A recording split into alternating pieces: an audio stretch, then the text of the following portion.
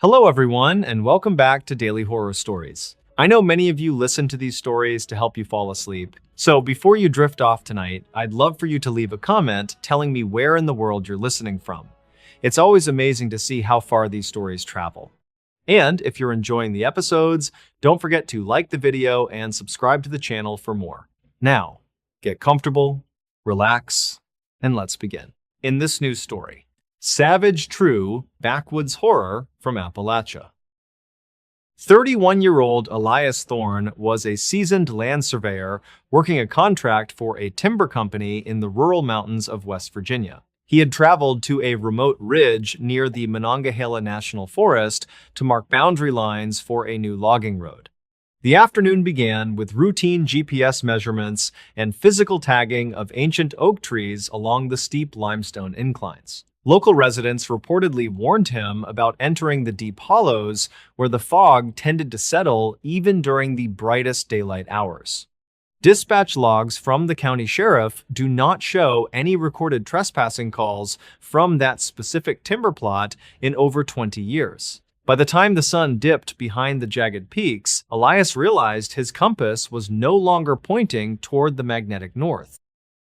State records show that Elias failed to check in with his supervisor via satellite radio at the scheduled 6 o'clock evening window. His rugged utility truck remained parked at the base of the access trail with his heavy winter coat and emergency rations still inside the cab. Investigators never confirmed if he had encountered another person on the ridge or if he had simply lost his footing on the loose shale. Some locals claimed they heard the sound of a rhythmic metallic banging echoing through the valley shortly after dark. Archived notes from the mountain rescue team suggest that the terrain was far more treacherous than the topographical maps had initially indicated. The case remains a point of heavy debate among the community members who avoid that specific stretch of the Appalachian backcountry is less than Hazone. Zero hash is greater than. County File from 2009 describes a series of unexplained disappearances involving experienced outdoorsmen in the same general region. There is a significant amount of ambiguity regarding these strange structures found by searchers made of woven willow branches and deer bone. Records conflict on whether these items were remnants of an old homestead or something constructed much more recently by an unknown squatter. Local authorities have searched the caves honeycombed throughout the limestone cliffs, but the narrow passages were impossible to navigate without specialized gear. No physical evidence was ever recovered from the surveyor's last known location, despite a 3-week search involving thermal imaging drones. The mystery of Elias Thorne is still archived under suspicious circumstances within the state police database from 2021. The search party members recalled finding a series of deep gouges in the bark of a tree where Elias had left his transit level. The expensive surveying equipment was reportedly smashed into several pieces as if it had been struck by a heavy, blunt object multiple times. Dispatch logs indicate that a frantic 911 call was placed from a burner phone in that area, but the caller only breathed heavily. Investigators never confirmed the location of that phone because the signal bounced off 3 different towers before the battery died. Records conflict regarding the presence of strange tracks that appeared to be human but lacked the impression of any modern footwear. Archive notes from the forensic department suggest that the mud in the hollow contained high levels of an unidentified chemical compound is less than Hazone. Zero hash is greater than. A retired park ranger claimed that he saw a fire burning on the highest point of the ridge 3 days after the search ended. This witness reportedly insisted that the flames were a vibrant green color, which is not typical for a standard wood-burning campfire. Investigators never confirmed the existence of a campsite because the area was wiped clean by a sudden and violent flash flood that night. State records from 2011 mention a similar report of colored smoke rising from the deep woods during the autumn equinox. Some locals claimed that an isolated family lived in the caves and avoided all contact with the modern world for several generations. The uncertainty of these claims has led to many conflicting theories about what actually happens in the shadows of the Appalachian Hills. 42-year-old Sarah Jenkins was a botanist who had traveled to the same region to study rare mosses that only grew in deep limestone crevices. She had set up a small camp near the base of the ridge where Elias Thorne had disappeared only 2 years prior. Her journals reportedly detailed strange observations about the local wildlife behaving in a defensive and erratic manner near the cave entrances. Dispatch logs from the local ranger station show that she checked in every morning until the 14th of October that year. Investigators never confirmed the contents of a final voice memo found on her recorder, which seemed to capture a low humming sound. Some locals claimed they saw a light moving vertically up the cliff face at a speed no human climber could achieve is less than ℏ. 0 hash is greater than. State records indicate that the search for Sarah lasted for 12 days before the weather turned cold and the operation was suspended indefinitely. Her tent was found perfectly intact, with her boots still placed neatly by the entrance, as if she had stepped out briefly. Archived notes from the lead investigator suggest that there was no sign of a struggle or any predatory animal activity near the site. Records conflict on whether the internal clock of her digital camera had been tampered with or if it had simply malfunctioned. County file from 2009 mentions that several hikers reported feeling a sudden and overwhelming sense of dread in that same clearing. Investigators never confirmed if the high levels of magnetic interference in the soil were natural or caused by external factors. A local hunter named Thomas Miller reportedly found a leather satchel hanging from a high branch nearly 4 miles away from Sarah's campsite. The bag contained her identification cards and a collection of dried plants that were not native to the Appalachian region. Investigators never confirmed how the bag had reached such a height without the use of a ladder or professional climbing gear. Some locals claimed that the woods themselves were capable of shifting their layout to confuse anyone who did not belong there. State records from 2011 show that Thomas was later questioned about his own whereabouts on the night Sarah went missing. Records conflict regarding his alibi, as several neighbors placed him at a diner, while others said he was in the woods, is less than ℏ. 0 hash is greater than. The logging company eventually abandoned their plans for the road after 3 of their heavy machinery operators walked off the job site. These workers reportedly claimed that their equipment would start on its own in the middle of the night without any keys. Dispatch logs show that the company's security guards reported seeing shadows moving between the parked bulldozers, but they could never find a person. Investigators never confirmed if these incidents were acts of local sabotage or something far more difficult to explain with logic. Archived notes from the project manager suggest that the soil under the machinery felt unnaturally warm even in the winter. Some locals claimed that the ridge was an ancient burial ground that should have never been disturbed by modern industry. The county file from 2009 reveals that a similar pattern of events occurred during the construction of a railway line in the late 1800s. Laborers at that time reportedly complained of missing tools and strange voices whispering their names from the dark edges of the camp. Records conflict on the total number of men who simply walked into the forest and were never seen by their families again. State records show that the railway company eventually rerouted the tracks at a significant financial loss to avoid the ridge entirely. Investigators never confirmed if the archives from that era were accurate or if they had been embellished by local folklore. Some locals claimed that the whispering voices could still be heard by anyone who stayed on the ridge after sunset is less than ℏ. 0 hash is greater than. A group of college students went to the area in 2019 to document the legends for a small independent film project. They reportedly disappeared for 48 hours before emerging from the woods in a state of extreme shock and total physical exhaustion. Investigators never confirmed the contents of the memory cards from their cameras because the files had been completely corrupted or erased. Some locals claimed the students were found standing in a circle near the limestone caves and staring at the sky in silence. Records conflict on whether the students remembered anything about their time in the woods or if they suffered from amnesia. Archived notes from the hospital staff indicate that their clothes were covered in a fine gray dust that was not soil. The gray dust was sent to a laboratory for analysis, but the results were returned as inconclusive by the state forensics department. Dispatch logs from the night of their return show that several residents reported a low-frequency vibration that rattled their windows. Investigators never confirmed the source of the vibration, despite checking with the local mining operations and the seismic monitoring stations. Some locals claimed that the mountain was breathing and that the students had simply been caught in its intake for 2 days.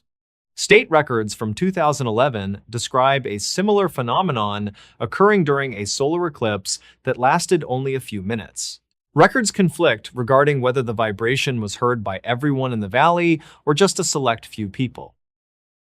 Detective Robert Vance was the last person to officially investigate the Thorn case before the files were moved to the Cold Case Division. He reportedly spent his final days on the force obsessing over a map he had drawn of the ridge and hollows. Investigators never confirmed if the map contained secret coordinates or if it was just the work of a man losing his mind. Archived notes suggest that Vance believed the limestone caves were all connected to a central chamber located deep underground. Some locals claimed that they saw Vance driving his patrol car toward the forest on the day of his own retirement. State records indicate that his car was found idling at the trailhead, but Vance was nowhere to be found. County file from 2009 is now locked in a secure facility due to the sensitivity of the witness testimonies. Many of the families who lost loved ones on the ridge have moved away to escape the shadow of the mountains. Records conflict on the total number of active cases still linked to the Monongahela National Forest region today. Investigators never confirmed if any of the disappearances were related to a single perpetrator or a series of unfortunate accidents. Some locals claimed that the truth is written on the cave walls, but no one is brave enough to go look. The story of the Backwoods horror remains a chilling reminder of the unknown forces that dwell in the ancient Appalachian peaks. In this new story, she was alive when they buried her. The outskirts of Mansfield, Ohio, are defined by a landscape of rolling hills, dense deciduous forests, and the long shadows of industrial structures that have seen better days. State records from 1994 describe a region that was struggling with a series of unexplained disappearances that had the local population on edge for most of the autumn season. Most residents reportedly viewed the surrounding woodlands as a place for seasonal hunting or quiet reflection, but that perception changed during the final week of October. Local authorities received a frantic call from a cemetery groundskeeper who had discovered something horrifying during his routine morning rounds near the back edge of the property. Investigators never confirmed the exact identity of the perpetrator in the immediate aftermath, but the physical evidence left behind at the scene told a story of a crime that was far more calculated and cruel than a standard homicide. Samuel Vance was a 38-year-old groundskeeper who had worked at the Pine Ridge Cemetery for over 12 years without ever encountering a significant issue. He was known as a meticulous man who took great pride in the upkeep of the historic graves and the winding gravel paths that snaked through the older sections of the yard. On this particular morning, the frost was heavy on the grass and a thick layer of fog clung to the low-lying areas near the creek bed. State records indicate that Samuel was driving his small utility tractor toward the northern perimeter to clear away some fallen branches when he noticed a patch of freshly turned earth. This specific area was not scheduled for any new burials, and the soil looked uneven, as if it had been moved in a great hurry during the dark hours of the night. Samuel reportedly felt a sense of unease as he stepped off his tractor and approached the disturbed ground with a handheld shovel.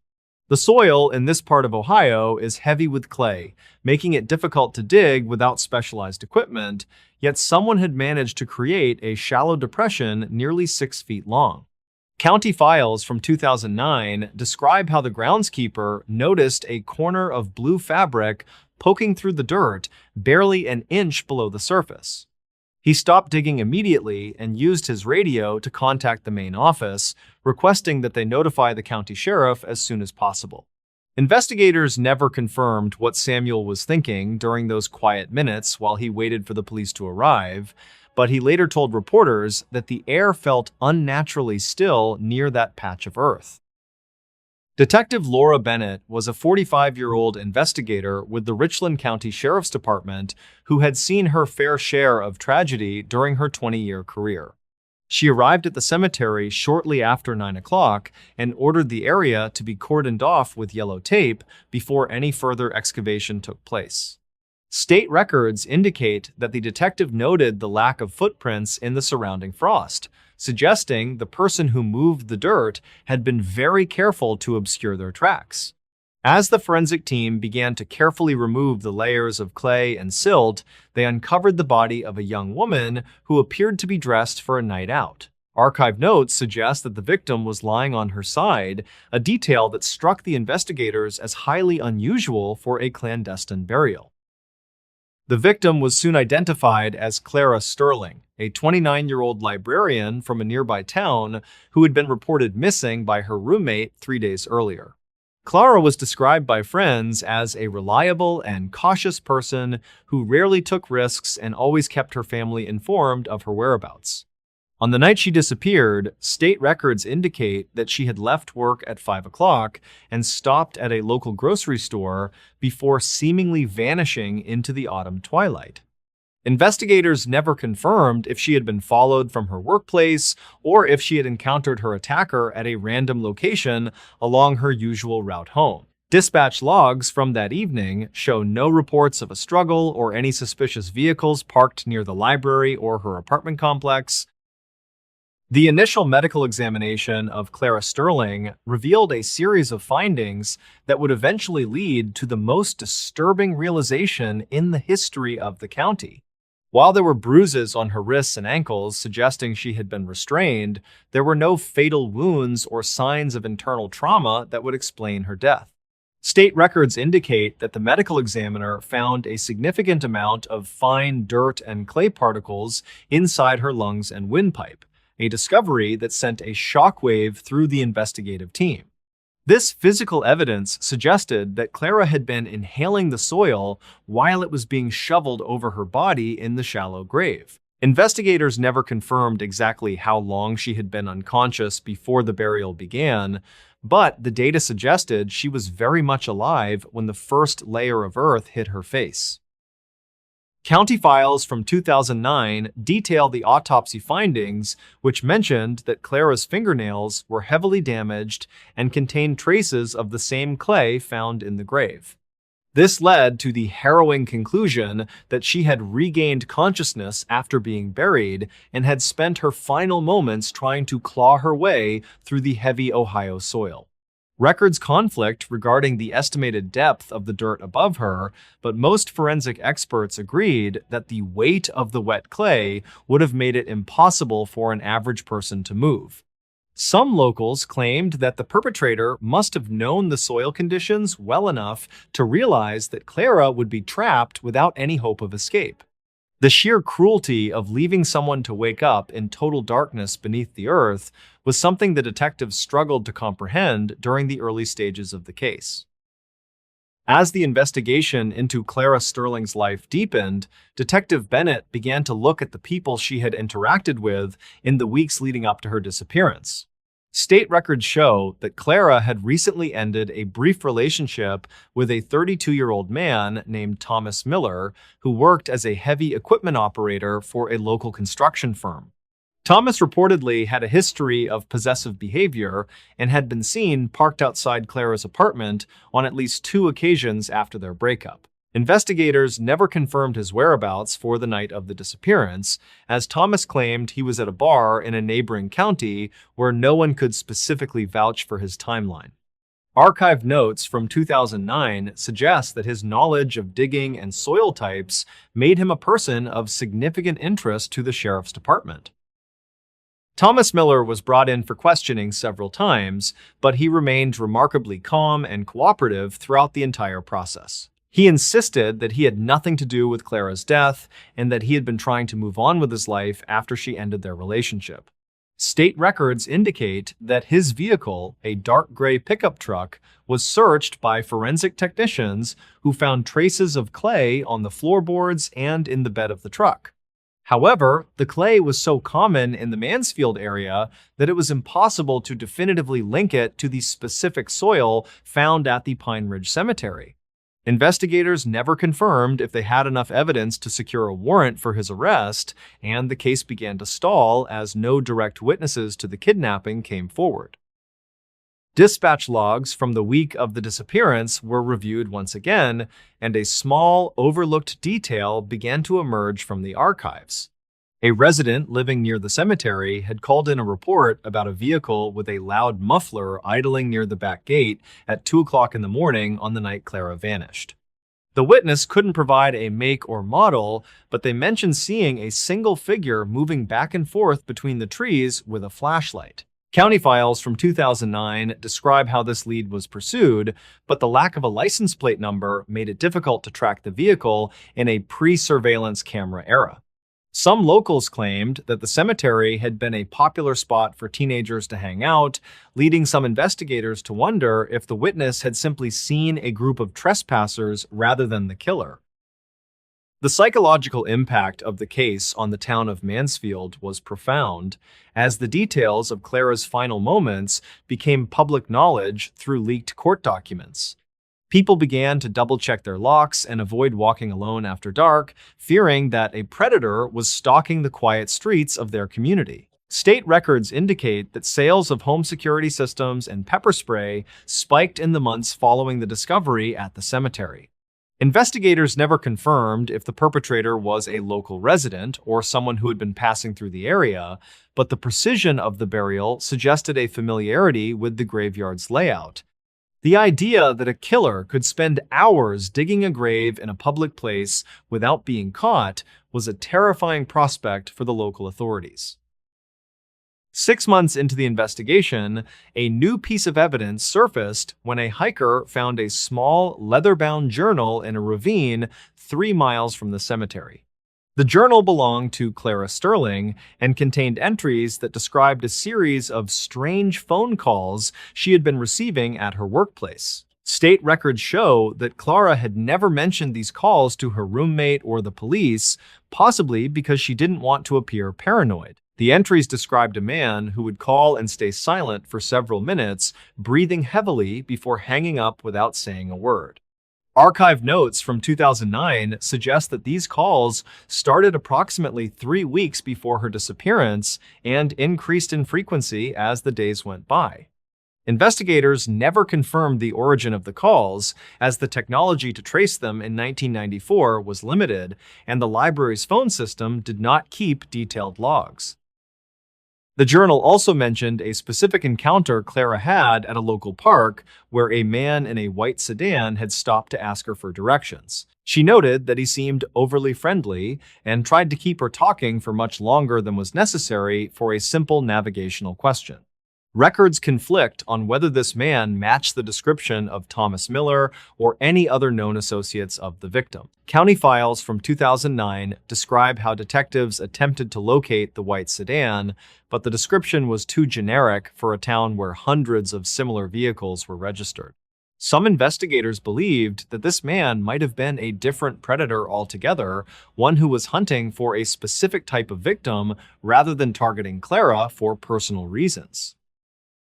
Detective Bennett remained convinced that the key to the case lay within the cemetery itself and the specific way the grave had been prepared. She consulted with a forensic geologist who analyzed the layers of soil found on Clara's clothing and compared them to the site. The geologist noted that the grave had been dug in a way that bypassed the rocky upper crust of the soil, targeting a pocket of softer clay that would be easier to move quickly. State records indicate that this suggested the killer had either scouted the location beforehand or had prior knowledge of the cemetery's geology. Investigators never confirmed if any former employees of the cemetery had been screened for a connection to the crime. Archive notes suggest that several seasonal workers had been fired for various infractions in the years prior, but none of them had a history of violent behavior.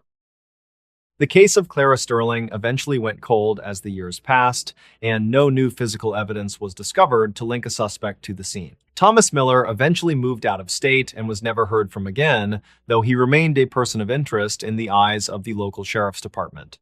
State records show that the file was reviewed every 5 years, but the lack of DNA evidence from the crime scene made it difficult to utilize modern forensic techniques.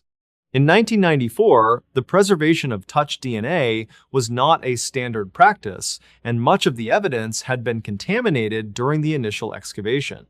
Investigators never confirmed if the killer had intended for Clara to wake up underground, or if they simply thought she was already dead when they covered her with the earth. Today, the back edge of the Pine Ridge Cemetery is a quiet and overgrown area that is rarely visited by the public or the groundskeeping staff. A small, unofficial memorial marker was placed near the site by Clara's family, but it has since been weathered by the harsh Ohio winters.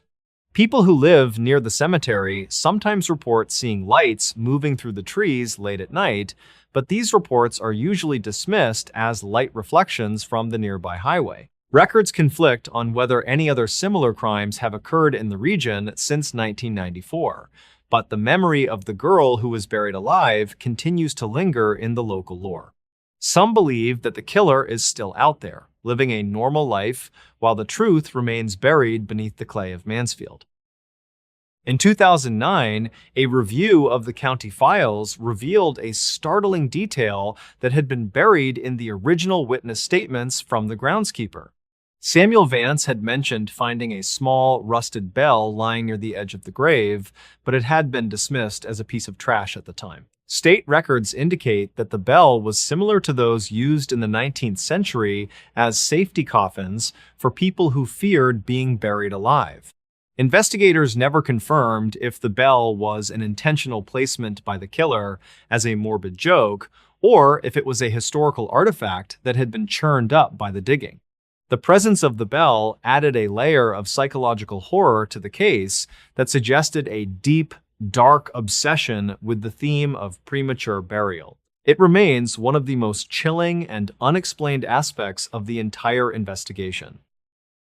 The story of Clara Sterling is often cited in criminal justice courses in Ohio as an example of the limitations of forensic science in the late 20th century. It highlights the importance of preserving the crime scene and the tragic consequences when the perpetrator is one step ahead of the investigators. State records for the case remain open, and the Richland County Sheriff's Department still accepts tips from the public regarding any information related to the white sedan or the silent phone calls. Investigators never confirmed the motive, but the legacy of the case is a reminder that the most terrifying monsters are often the ones who walk among us without making a sound. The silence of the grave is the only thing that remains for certain in the mystery of Mansfield. In this new story, she texted, "He's watching me," then disappeared. Asheville, North Carolina is a city nestled deep within the Blue Ridge Mountains, known for its vibrant art scene and the dense, sprawling forests that surround the residential outskirts. State records from 2009 describe a cold October evening when a heavy fog began to roll off the peaks, reducing visibility to less than 10 feet in some of the higher elevations. Most residents reportedly viewed the winding mountain roads as a scenic part of daily life, but for those traveling alone after dark, the isolation could feel immediate and overwhelming. That perception of safety changed when local authorities received a report about a missing graduate student who had sent a series of disturbing messages before her phone went silent. Investigators never confirmed the identity of the person she claimed was following her, but the digital trail she left behind suggested a predator who knew exactly how to stay out of sight. Elena Vance was a 24-year-old graduate student at the local university who was known for her rigorous study habits and her close relationship with her family. She spent most of her days in the campus library working on a thesis that required her to stay late into the evening several times a week.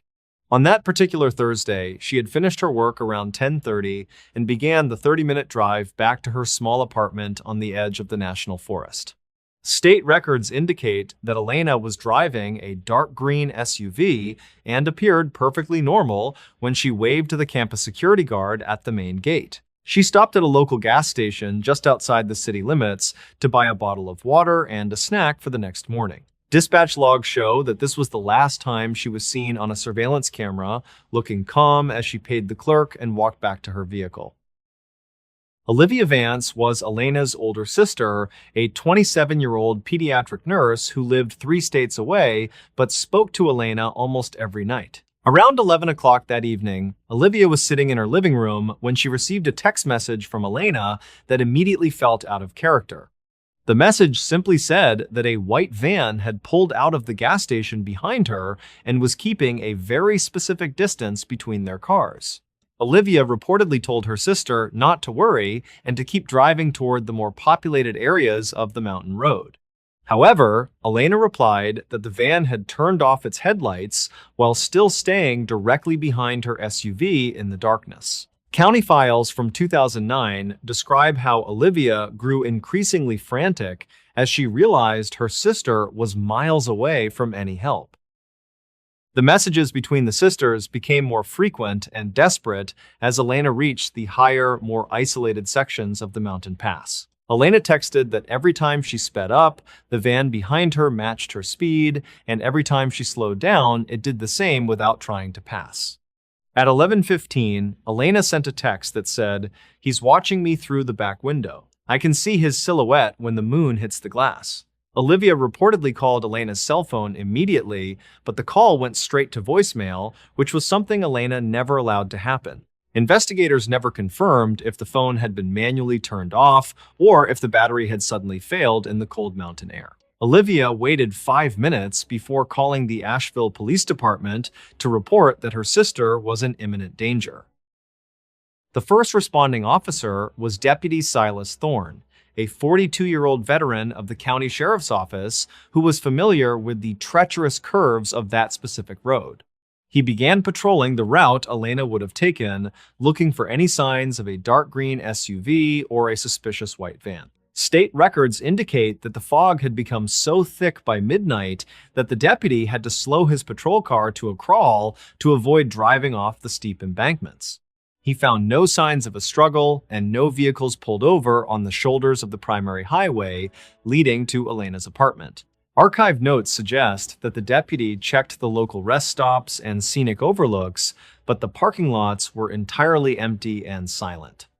It was as if Elena and her pursuer had simply vanished into the gray mist that clung to the pine trees.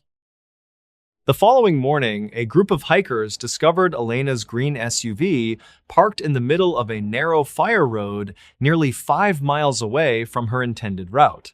The vehicle was still idling, and the driver's side door was standing wide open, allowing the freezing mountain air to circulate through the cabin. Investigators never confirmed why Elena would have turned off the main highway onto a gravel road that led deeper into the wilderness. Records conflict regarding the state of the interior, though some archived notes mention that Elena's purse and keys were still sitting on the passenger seat. There were no signs of broken glass or a physical struggle inside the car, which led some locals to claim that she might have been coerced into leaving the vehicle. A single footprint was found in the mud near the rear tire, but it didn't match the shoes Elena was wearing when she left the gas station. Dispatch logs from the search and rescue operation indicate that over 50 volunteers and 3 canine units were deployed to the area within hours of the discovery. The dogs reportedly picked up Elena's scent near the open door, but they lost the trail abruptly at the edge of a steep ravine about 50 yards from the car. Some locals claimed that the terrain was too difficult for a person to navigate in the dark without a flashlight, yet no flashlight was found in the SUV or on the ground. State records show that the search continued for 10 days, covering over 20 square miles of dense forest and rocky outcroppings. Investigators never confirmed any sightings of the white van that Elena had described in her final text messages to her sister. It seemed the vehicle had never entered any of the monitored intersections or passed by any other businesses with working cameras. Olivia Vance arrived in Asheville 2 days after the disappearance and spent her time reviewing the phone records and the texts her sister had sent. She noticed a final unsent message in Elena's outbox that had been composed at 11:23, just minutes before the phone lost power. The message was a blurry photo taken through the rearview mirror, showing a pair of headlights and the faint outline of a driver. Archive notes from 2009 describe how digital forensic experts tried to enhance the image, but the glare from the fog made it impossible to identify a face. Some investigators believed the headlights were too high off the ground to belong to a standard van, suggesting the vehicle might have been a larger truck or a modified SUV. Records conflict on whether this evidence was ever used to narrow down a list of potential suspects in the local area. During the investigation, detectives interviewed a 48-year-old mechanic named Arthur Penhaligon who worked at the gas station Elena had visited. He reportedly had a history of making female customers feel uncomfortable, but he had a solid alibi for the night Elena disappeared. State records indicate that Arthur was on a recorded landline call with his brother during the exact time Elena was being followed on the mountain road. Investigators never confirmed if he had any connection to the mysterious white van or if he had shared Elena's destination with anyone else. Archive notes suggest that the gas station's logbooks were missing several pages from that week, but the owner claimed it was due to a clerical error. The mechanic eventually moved out of the state, and he was never officially named as a suspect in the disappearance of Elena Vance. 3 years after the event, a county file from 2009 revealed that a similar incident had occurred on the same stretch of road back in the late 1970s. A young woman had reported being followed by a vehicle with its lights off, but she had managed to reach a ranger station before anything happened. Investigators never confirmed if there was a link between the two cases or if a single individual had been preying on travelers for decades. Some locals claimed that the mountains held dead zones where radio and cell signals were intentionally jammed, though no such devices were ever recovered. The case of Elena Vance remained cold, with no new leads or physical evidence surfacing despite the best efforts of the North Carolina State Bureau of Investigation.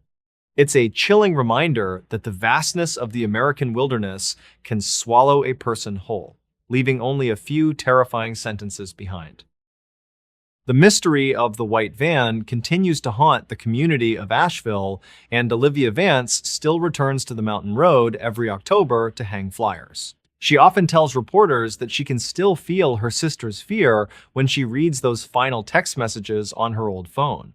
State records indicate that the case is still technically open, but with no body and no weapon, there is little the authorities can do to move forward. Investigators never confirmed the motive, but the calculated nature of the pursuit suggested someone who was very comfortable operating in the dark. Dispatch logs show that there have been 3 other reports of phantom vehicles in the area since 2009, but none have resulted in a disappearance. Some believe the person is still out there, waiting for the fog to roll in before they pick their next target on the winding mountain passes.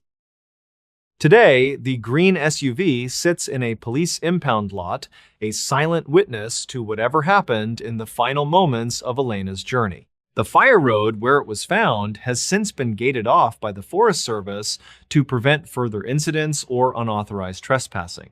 People who hike in the area sometimes report hearing the sound of an idling engine in the distance, but when they go to investigate, there is nothing but the wind in the trees. Records conflict regarding whether Elena had any stalkers prior to that night, but her friends insisted she was a private person who kept to herself. Archive notes from 2009 remain the only official narrative of a night that began with a study session and ended with a desperate cry for help. We may never know what she saw in that rearview mirror or who was really watching her from the shadows of the Blue Ridge Mountains. The story of Elena Vance serves as a dark, cautionary tale for those who travel through the isolated regions of the United States. It highlights the vulnerability we all face when our technology fails, and we are left alone with our instincts in the middle of nowhere. Investigators never confirmed if the he in Elena's text was someone she recognized or a total stranger who happened to spot her at the gas station. The ambiguity of the evidence and the lack of a resolution continue to frustrate the family and the local detectives who worked the case. State records will forever hold the transcript of those final texts, a digital ghost of a woman who was just trying to get home. Every time the fog settles over the city of Asheville, the residents are reminded of the girl who was being watched, and the van that left no tracks is less than has hone. Zero hash is greater than. In a strange postscript to the investigation, a local hunter found a discarded metal thermos and a heavy work jacket near the ravine where the dogs had lost the scent. The items were weathered and had been exposed to the elements for years, making it difficult to extract any DNA or fingerprints. Investigators never confirmed if these items belonged to a suspect or if they were simply trash left behind by a previous hiker. However, the jacket had a small name tag on the inside that had been intentionally scratched out with a sharp object. Records conflict on whether this discovery was ever shared with the Vance family or if it was kept confidential for the sake of the ongoing inquiry. Some locals claimed the jacket looked like the ones worn by the maintenance crews who worked on the mountain power lines during the 1980s. The silence of the mountains is often interrupted by the stories of those who never came back from the peak. For the people of Asheville, the name Elena Vance is synonymous with the dangers of the night and the mystery of the man who watches. Dispatch logs and state records provide a framework for the tragedy, but the core of the story remains hidden in the shadows of the forest. Investigators never confirmed the final location of Elena's cell phone, which has never been recovered despite multiple electronic pings in the days following her disappearance.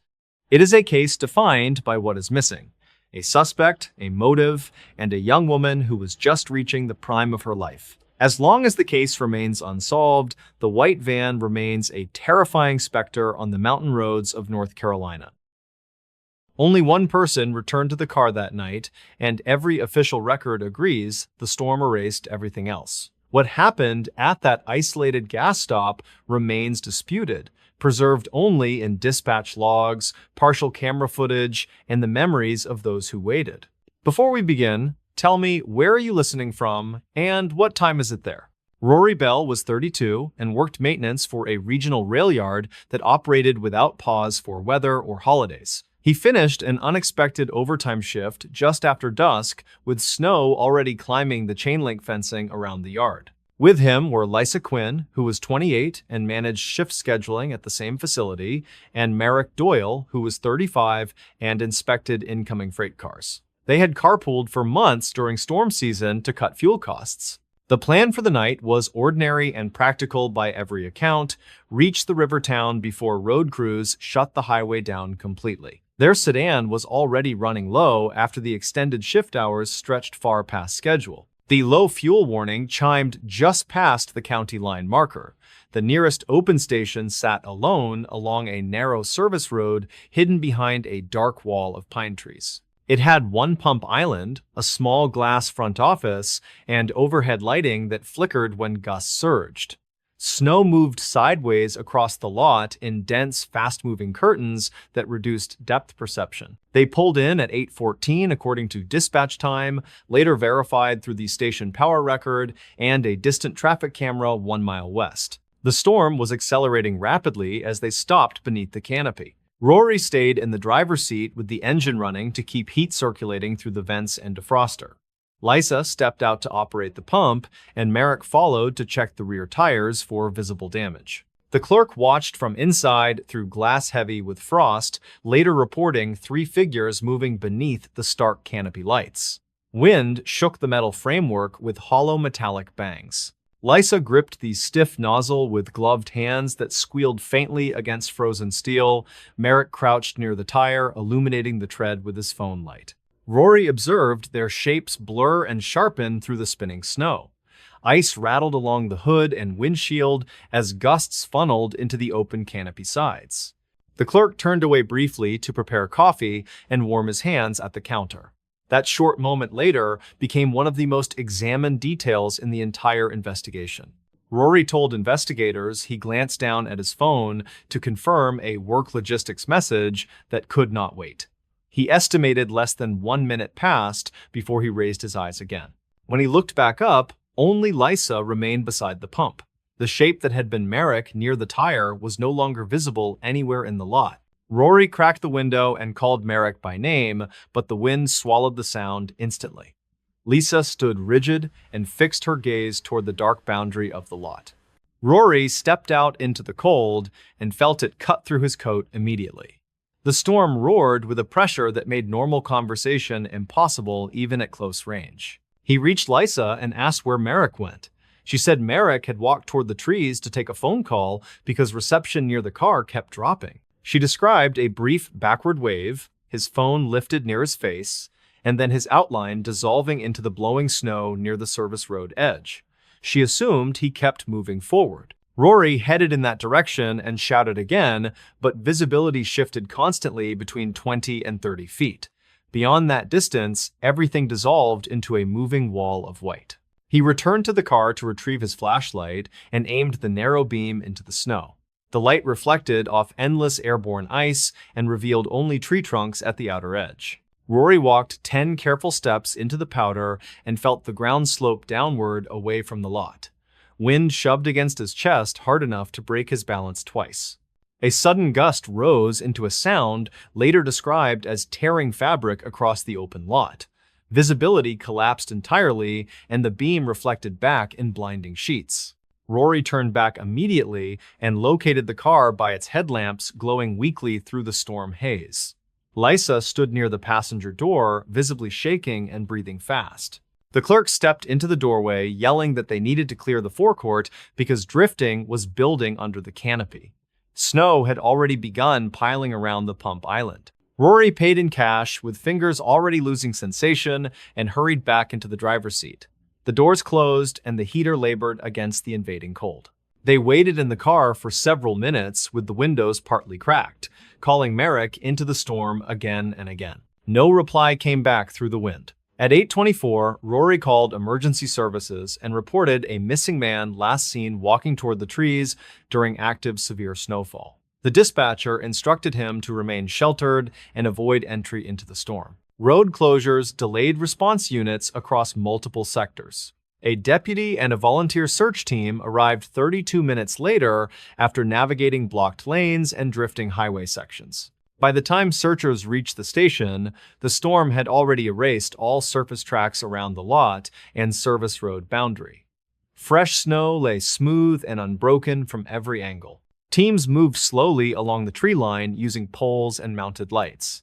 They swept the shallow slope and surrounding brush in overlapping lanes with careful spacing. No footprints were found, no broken branches appeared, no fallen phone or clothing fragments surfaced in the snow.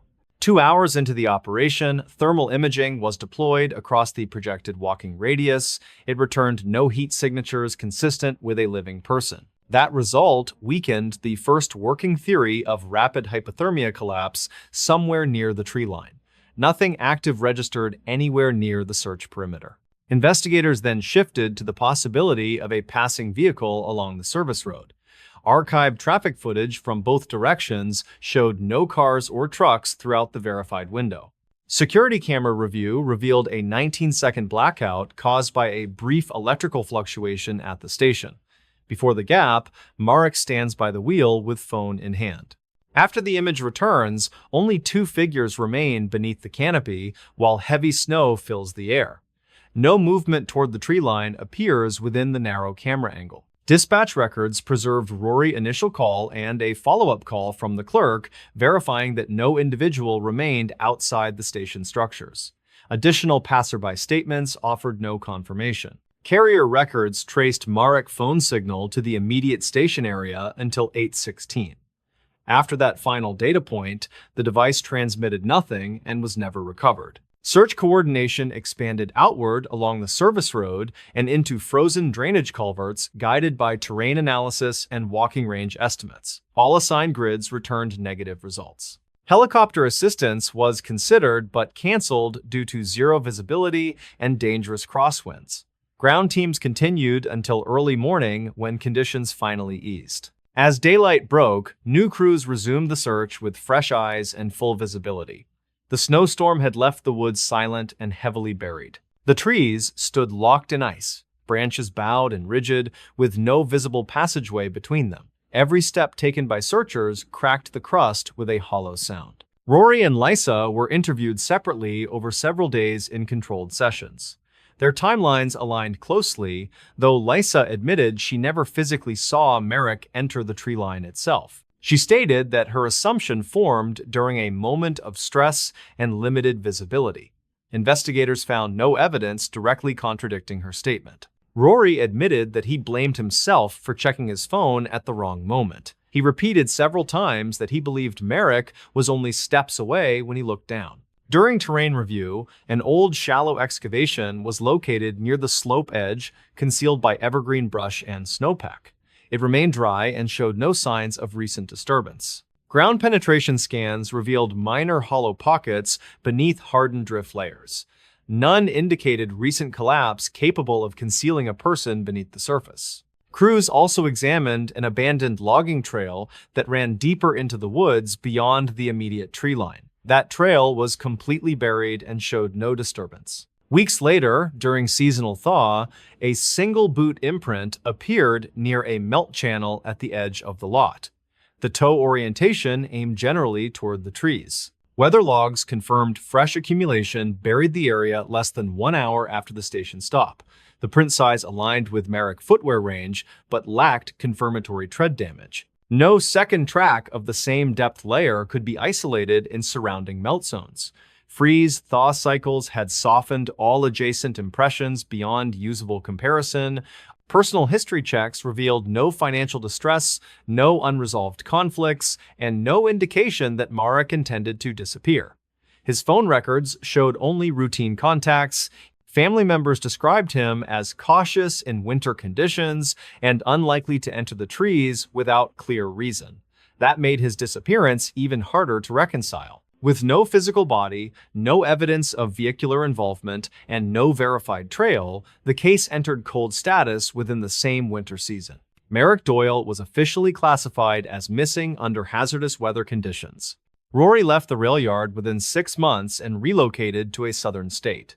He later told coworkers he still hears wind whenever rooms fall completely silent at night. He avoided phone use during travel afterward and refused winter driving whenever possible. Friends said he never spoke about the storm unless pressed. Lisa transferred off winter shifts permanently and avoids long rural highways during freezing conditions. She declined all further interview requests after the first year passed. She later told a coworker that she sometimes dreams she sees Merrick standing just beyond visible range, waiting at the edge of the trees. The station continued operating and installed a taller canopy and higher intensity lighting the following winter. Emergency lighting and ground markings were also added. No additional disappearances have been reported at that site. Still, the incident remains well known among long-distance drivers during winter months. Every winter, the county quietly reviews the archived file and reaches the same unmoving boundary of evidence. 3 people stopped for gas in a snowstorm, and only 1 person came back. What remains is a narrow window of time where wind erased movement and visibility denied certainty. In that space, a man stepped away from light and never returned. The storm passed by morning, but the question it created has never found shelter from the cold. In this news story, the call was sealed for years under administrative restriction and cited only in coded reports that excluded the public from ever hearing it. It surfaced only after a routine records audit forced an accidental file migration. On Christmas Eve of 2011, emergency dispatch operations in the small rural county were already strained by weather-related accidents and stranded motorists. Snow moved in uneven bands across open farmland and tree-dense back roads. At 7:51 that evening, a call appeared from a prepaid mobile phone with no registered owner attached to the account. Signal analysis placed the caller near a remote county road that cut through wooded property. The caller identified herself as a babysitter named Callie Renner and requested immediate police assistance for suspicious activity.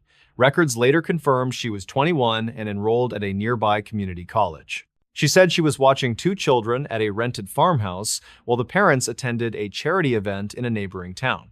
The address matched a seasonal rental used only a few times each winter. At the start of the call, her voice sounded steady but strained beneath carefully controlled breathing. She reported persistent knocking at the back door and movement near the tree line behind the house. The dispatcher asked if anyone else was inside the home with her at that moment. Callie confirmed both children were upstairs asleep and that she was alone on the main floor. She added that the property owner had warned about occasional trespassers during hunting season, but claimed they usually left when ignored. The knocking had continued without pause for several minutes. The dispatcher instructed her to secure all doors and windows and then move to a locked room with the children if possible. Callie replied that every visible entrance was already locked. During the call, faint, dull impacts were audible in the background at irregular intervals. Callie described the sound as slow, heavy knocks rather than quick tapping. She moved carefully through the house while staying on the line and checking the front door and side windows one at a time. Snow could be faintly heard crunching outside through the insulated glass. When she reached the rear of the house, her breathing altered and became uneven with rising tension. She said she could see shadows crossing the snow near the tree line beneath a motion light. The dispatcher asked how many figures she could see through the drifting snowfall. Callie hesitated and said she could not tell clearly because the visibility kept shifting. She was told to move away from the back entrance immediately and remain on the phone without interruption. The dispatcher advised that deputies were already being routed toward her location. At 8:02, Callie whispered that the back door handle had begun to move slowly. The metallic rattle was faint but clearly audible across the open line. She said she was afraid of waking the children upstairs with her movement and whispered footsteps. The dispatcher responded that safety was the priority and the children needed to be moved. Callie began walking upstairs while keeping the phone pressed tightly against her ear. Her footsteps were audible on the wooden stairs as light, hurried movements. Halfway up the staircase, the knocking resumed at the back door with greater force. This time, the sound carried clearly through the structure of the house. Callie retrieved the first child from a bedroom and whispered that they were going to play a quiet game together. The child responded with confusion, but did not cry. She then moved to the second bedroom and gathered the younger child as well. Both children were carried into the bathroom at the end of the upstairs hall. The dispatcher instructed her to lock the bathroom door and block the lower gap with towels if possible. Callie complied while breathing in short, shallow bursts of panic. At 8:07, a new sound entered the call from below on the first floor. The back door could be heard opening, followed by slow, measured footsteps on the wooden floor. Callie whispered that someone had entered the house at that moment. The dispatcher urged her to remain silent and to keep both children completely quiet. The footsteps moved through the first floor with no sense of urgency or confusion. Each step paused briefly as if the person was listening for movement above. Callie covered the phone briefly and whispered to the children not to make a sound. One child whimpered softly before she hushed them again with trembling hands. At 8:09, a second set of footsteps entered the house through the same back doorway. The pattern differed slightly and sounded slower and heavier than the first. The dispatcher asked for confirmation, and Callie whispered that there was more than one person inside. Her breathing became shallow and irregular with rising fear. The voices of the intruders were not clearly audible through the floor structure. Only faint murmurs were detected, and their words could not be transcribed later. At 8:12, the footsteps reached the base of the staircase and paused in absolute silence. The first stair creaked faintly under unseen weight. Callie began to sob silently while pressing both children against her chest. The dispatcher repeated that help was close and that she had to stay behind the locked door. The bathroom door handle rattled once at 8:13 with controlled, deliberate force. The sound was sharp and mechanical through the phone speaker. One of the children began to cry louder despite her attempts to quiet them. Callie muffled the sound with her hand while whispering calming words through shaking breath. The handle rattled again with stronger pressure and longer duration this time. Wood fibers could be heard flexing faintly through the microphone. The dispatcher informed Callie that deputies were less than 4 full minutes away from arrival at the property. She acknowledged the update with a faint, whispered response. At 8:15, the handle stopped moving without any spoken exchange. For several seconds, no movement was recorded anywhere inside the structure. Then heavy footsteps descended back down the staircase at an unhurried pace. The call continued as long as the phone connection remained stable. Callie stayed silent while holding the children close against her body. Only her breathing could be heard beneath faint static on the open line. At 8:17, a loud impact sounded on the first floor, followed by the break of glass. The dispatcher asked what had occurred. Callie whispered that the living room window had been broken inward with force. She said she could hear snow being carried across the floor. At 8:19, the intruders moved back toward the staircase with faster movement. Their steps no longer hesitated with careful pacing. The dispatcher urged Callie to remain quiet and stay locked in place without speaking. Distant sirens became faintly audible across the call recording. The footsteps paused on the stair landing once again in heavy silence. A light tapping touched the ceiling above the bathroom and produced a hollow echo. At 8:21, the bathroom door handle was tested again with sustained pressure. Callie pressed her full weight against the door in response. The older child tried to speak before she covered their mouth again. Her breathing became loud through suppressed panic. The handle twisted to its locked limit and held there for several seconds without movement, then the pressure ceased without explanation. Footsteps receded back down the stairs at a measured pace. The dispatcher instructed Callie to remain where she was until officers announced their presence. At 8:24, multiple voices were heard on the call, issuing loud verbal commands. The intruders fled through the shattered living room window. Deputies entered the home less than 1 minute later and secured each room methodically. They found no other individuals inside the structure. Callie and both children were escorted out unharmed through the front entrance. All exterior doors remained locked except for the broken living room window. No suspects were located during the initial perimeter sweep of the surrounding woods. Fresh footprints were visible in the snow but dispersed near the tree line. The parents returned under police escort later the same evening. They confirmed nothing of value had been taken and no prior threats had been received. The official report classified the incident as attempted burglary involving unknown suspects. No clear motive for the delayed intrusion was ever identified. Audio analysts later reviewed the complete call and noted several procedural anomalies. The intruders never rushed and never attempted forced entry into the bathroom. The dispatcher behavior was also quietly flagged for internal review. Certain procedural statements required by policy were missing from the recorded response. Within 36 hours, the entire audio file was sealed under administrative restriction. Callie was advised not to speak publicly about the incident. She relocated out of the county within several weeks of the event and declined all further interviews afterward. Her later whereabouts were kept confidential. For more than a decade, the call existed only as a numeric reference within internal records. No member of the public ever heard the recording. In 2023, a routine digital archive migration error transferred the file into an unrestricted directory. Several clerks accessed it before restrictions were reinstated. One clerk later described the call as the most disturbing audio they had ever encountered in professional work. Another requested immediate reassignment afterward. Independent technical review confirmed the original timestamps and routing data were authentic. The dispatcher identity was verified and unchanged. What disturbed analysts most was a faint sound that appeared repeatedly in the background of the call. It did not match wind or footsteps. The sound resembled low, rhythmic breathing that was not produced by Callie. It appeared to originate near the phone for several intervals. No explanation for that sound was documented in any formal report. The dispatcher never acknowledged it during the incident.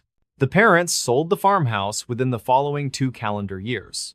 They also requested demolition of the rear structure due to repeated damage claims. Callie never returned to the county after the incident.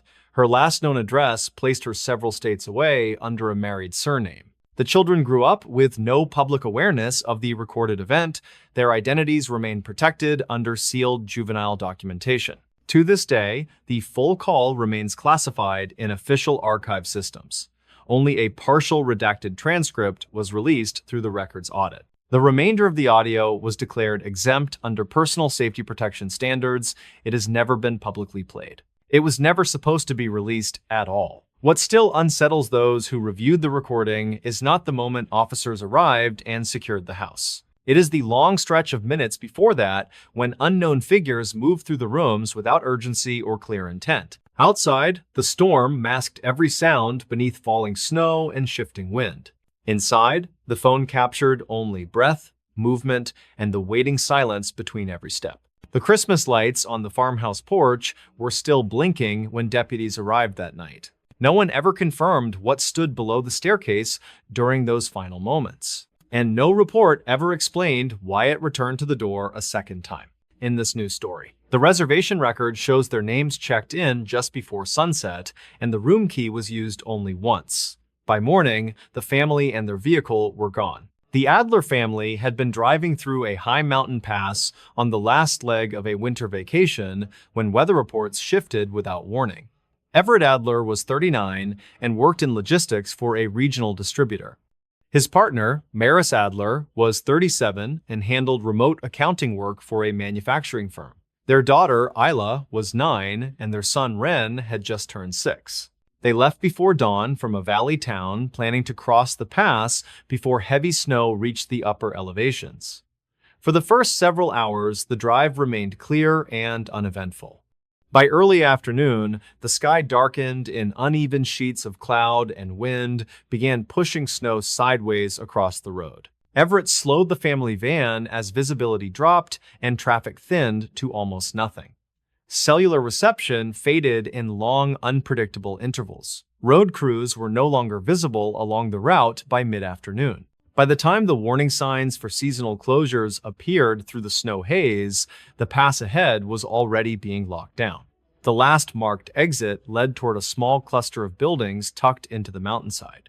At 4:52 in the evening, the Adler family pulled into the parking area of the Apex Ridge Motel. Surveillance footage later confirmed the vehicle entering the lot under steady snowfall. The motel consisted of a single long structure with 12 rooms, an attached office at one end, and a narrow service road looping behind it. Snowbanks pressed against every exterior wall and climbed high along the rear slope. The desk clerk, a man named Rowan Pike, later stated that the family appeared tired but calm. Everett asked only if the road would reopen by morning. Rowan told him it usually did if the storm weakened overnight. Everett paid in cash and signed the register at 5:06. Maris guided the children inside while Everett unloaded 2 small suitcases and a cooler from the van. Room 7 was assigned to them. The door to that room faced the rear service road rather than the main parking lot. That detail would later become one of the most scrutinized elements of the case. Security footage captured Everett carrying the cooler into the room while Maris followed with both children. The door closed and was not recorded opening again that night. According to the motel records, no outgoing phone calls were made from room 7 after check-in, no maintenance requests were logged, no visitors were recorded at any point. By 10 that evening, the storm intensified. Wind forced snow horizontally across the property and built fresh drifts around all parked vehicles. Power remained stable, but visibility dropped to near zero. Rowan closed the front office at 11 after completing his final exterior check. He later stated that room 7 showed no interior light at that time. Overnight, the storm continued to build. Wind-driven snow reshaped the lot repeatedly. By morning, nearly every vehicle was partially buried to the door line. At 6:40 the following morning, Rowan reopened the office to prepare coffee and clear the front walkway. He noticed immediately that the Adler family van was no longer in the parking lot. At first, he assumed Everett had left early to beat the snowfall before it deepened again along the pass. However, the chain barrier across the rear service road remained locked in place. Rowan then checked behind the building and found no fresh tire tracks in the overnight accumulation. Snow lay unbroken behind where the van had been parked. He approached room 7 and knocked after receiving no sound from within. No movement answered through the walls. The door remained locked from the inside. Using the master key at 7:03, Rowan opened the room. The interior appeared untouched by hurried departure. Both suitcases remained neatly stacked near the wall. The cooler sat closed beside the small table. Winter coats and boots were still lined in pairs near the entry. The beds showed partial impressions as though slept in. The bathroom sink contained fresh moisture from recent use. The children's small backpacks were still resting against the far bed. Everett wallet and Maris handbag were both discovered on the nightstand. There was no sign of forced exit through any window. Snow drifted high against the glass outside with no visible disturbance or collapse pattern. Rowan contacted local authorities at 7:12 and reported a missing party under suspicious circumstances. Weather conditions delayed response units for more than 1 full hour. A deputy and a search coordinator arrived just after 8:30. They confirmed that the family vehicle had not passed through either end of the closed pass during the night. Tracking dogs were deployed along the rear service road where the room faced the mountain slope. The wind and continued snowfall quickly destroyed any meaningful scent trail. Search teams expanded outward toward the tree line and downslope drainage channels. No footprints or broken branches were discovered in any direction. Investigators examined the motel surveillance system and found that from 5:16 onward, no motion activation appeared near room 7. The only unusual record showed a brief camera drop at 2:22 in the morning, lasting less than 1 minute. No explanation for the outage was immediately clear. Cellular provider logs revealed that Everett phone last pinged a nearby tower at 11:48 the previous night. Maris phone stopped transmitting just before midnight. Both devices were later confirmed to be powered off within the same narrow time window. Neither phone was ever recovered. The motel guest ledger showed no other arrivals or departures between 10 that night and the next morning. All other parked vehicles remained buried under fresh accumulation. Investigators focused next on the rear window of room 7, which faced the mountain ridge at very close distance. Snow against the glass showed no displacement. Thermal drone sweeps were conducted across the slope and surrounding ravines after weather conditions eased. No human heat signatures were detected anywhere in the search grid. Over the next 3 days, coordinated search parties combed every accessible mile within a wide radius. No clothing, no equipment, and no personal trace of the family surfaced. Everett employers confirmed he had no financial distress and no history of abrupt disappearance. Maris professional contacts described the trip as routine and carefully scheduled. Neither adult had any known ties to the remote area surrounding the motel. The children had no reason to leave the room unattended at night. Investigators noted that the room door locked automatically when closed and required either a key or manual override from inside. The interior override latch remained engaged. This suggested that whoever exited disengaged the lock intentionally from inside. No struggle marks existed on the frame, handle, or threshold. The snow depth outside the rear entrance reached nearly waist height that morning, yet no displacement pattern could be isolated beneath later settling. The van itself was never located on any surrounding mountain roads or Forest Service routes. No abandoned vehicle was reported across neighboring counties. The only unanswered mechanical factor involved the locked chain at the rear service road entrance. It remained intact with no sign of tampering or cutting. Some investigators theorized that the family left briefly during the night before significant snowfall resumed and became stranded elsewhere. However, no vehicle path supported that conclusion. Others proposed that they exited on foot through the rear of the room and lost direction in the storm.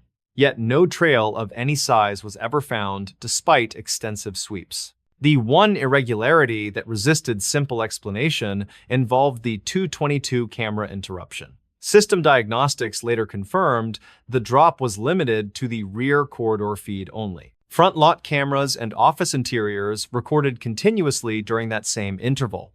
No power fluctuation was recorded anywhere on the property. Technical review found no storm-related surge at that precise moment. The system resumed normal recording without manual reset. Rowan was interviewed repeatedly over the following months. His statements regarding the night remained consistent across all sessions. He maintained that no sounds or disturbances reached the office. State investigators later confirmed that Rowan had no criminal record and no financial ties to the victims. No physical or digital evidence linked him to the disappearance. The motel closed permanently the following spring due to declining winter traffic and public unease. The building remains unoccupied and partially buried by seasonal drift. Over the years, isolated hikers reported seeing an abandoned van shaped beneath snow far along a secondary ravine route.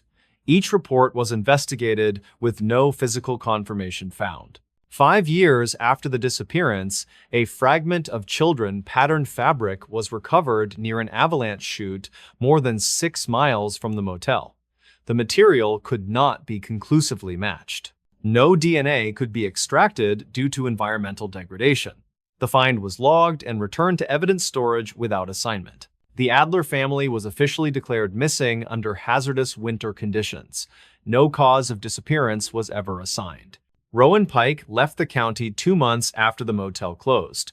He later refused all media inquiry and declined to testify beyond his original statement. The case remains open with no living witnesses beyond the last person who watched them enter the room.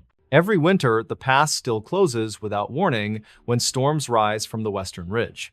The Apex Ridge Motel sign remains half buried in snow. Room 7 has never been rented again. What happened between the locked door and the buried road remains an unverified gap in the record shaped only by absence. All that remains certain is that a family checked into a frozen mountain motel, and they were never seen leaving it in this new story. The recorder captured only one clear sentence before the signal collapsed. That single voice became the final confirmed human sound from inside the lodge. The Arrow Peak Ski Lodge sits above a winding mountain road that closes each winter when snow overtakes the upper switchbacks. It had been shuttered for 8 years after structural damage made it unsafe for guests. In late February of 2019, a small maintenance survey was authorized to assess whether the building could be salvaged. The task fell to a contracted inspections team working for the county. The team consisted of 3 people assigned to document interior damage and retrieve any remaining service records.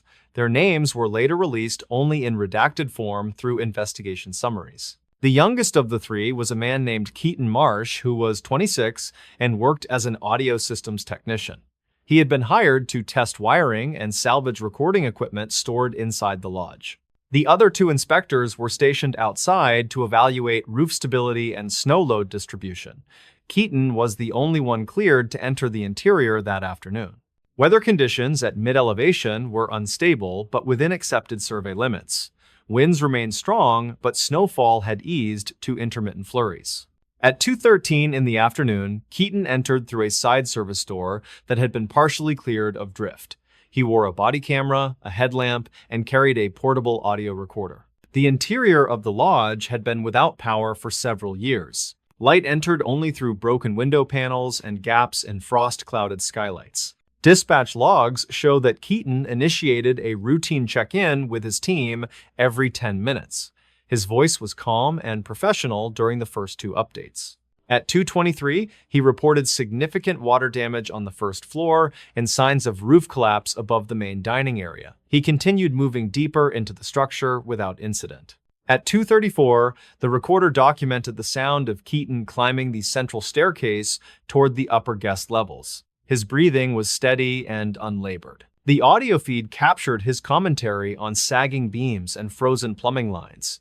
Every observation matched later video review from the body camera. At 2:46, Keaton reached the former guest corridor on the 3rd level where staff housing had once been located. Temperature readings dropped several degrees at that elevation. He commented on the silence inside the building and noted that heavy snow outside had dampened external wind noise almost completely. At 2:51, the recorder picked up a faint background sound that was not initially identified by analysts.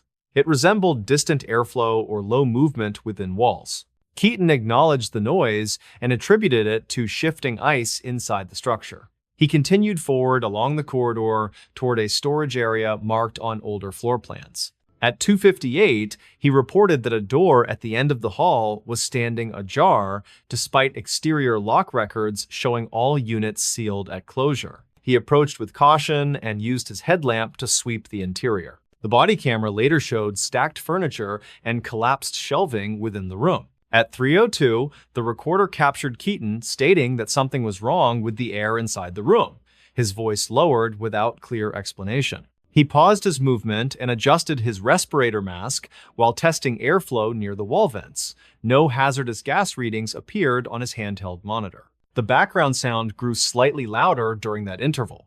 Analysts later isolated it as rhythmic in nature rather than continuous mechanical noise. At 3:05, Keaton's voice changed in tone as he stated that he believed he heard someone speaking from deeper within the lodge. His outside team responded that no one else was authorized on site and no additional contractors were present that day. Keaton advanced several steps back into the corridor and called out to identify any unauthorized person inside the structure. No spoken response was captured on the recorder. Only the continuing low sound remained beneath his voice. At 3:07, Keaton stated that the sound appeared to be coming from below the floor near the ski locker access. The ski locker wing had suffered partial collapse during a previous winter and was considered unstable. Keaton had not been assigned to enter that area. Despite this, he descended a short auxiliary stairwell that connected the third floor to the lower locker level. The body camera feed showed heavy frost along railing surfaces and thick ice on concrete walls. His footing became cautious and deliberate. At 3:11, Keaton reported visual confirmation of movement shadows near the far end of the locker hall. His breathing became audible through the mask. He called out again with his first name and asked for verbal confirmation from anyone inside. The question echoed empty through the corridor. The rhythmic background sound increased in volume and layered over his footsteps.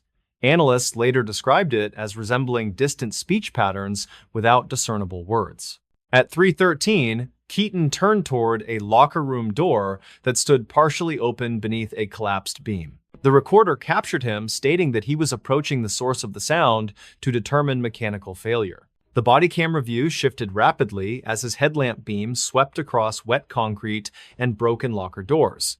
At 3:14, the recorder captured a second voice for the first time. It was faint, unsteady, and distorted by distance. The words were largely obscured by static, but the presence of another human voice was confirmed by multiple forensic audio technicians. Keaton reacted immediately and asked who was there. His voice showed tension but remained controlled. The unknown voice responded again with a longer phrase that could not be fully transcribed. Only 2 words were isolated with moderate confidence. Those 2 words were help and cold.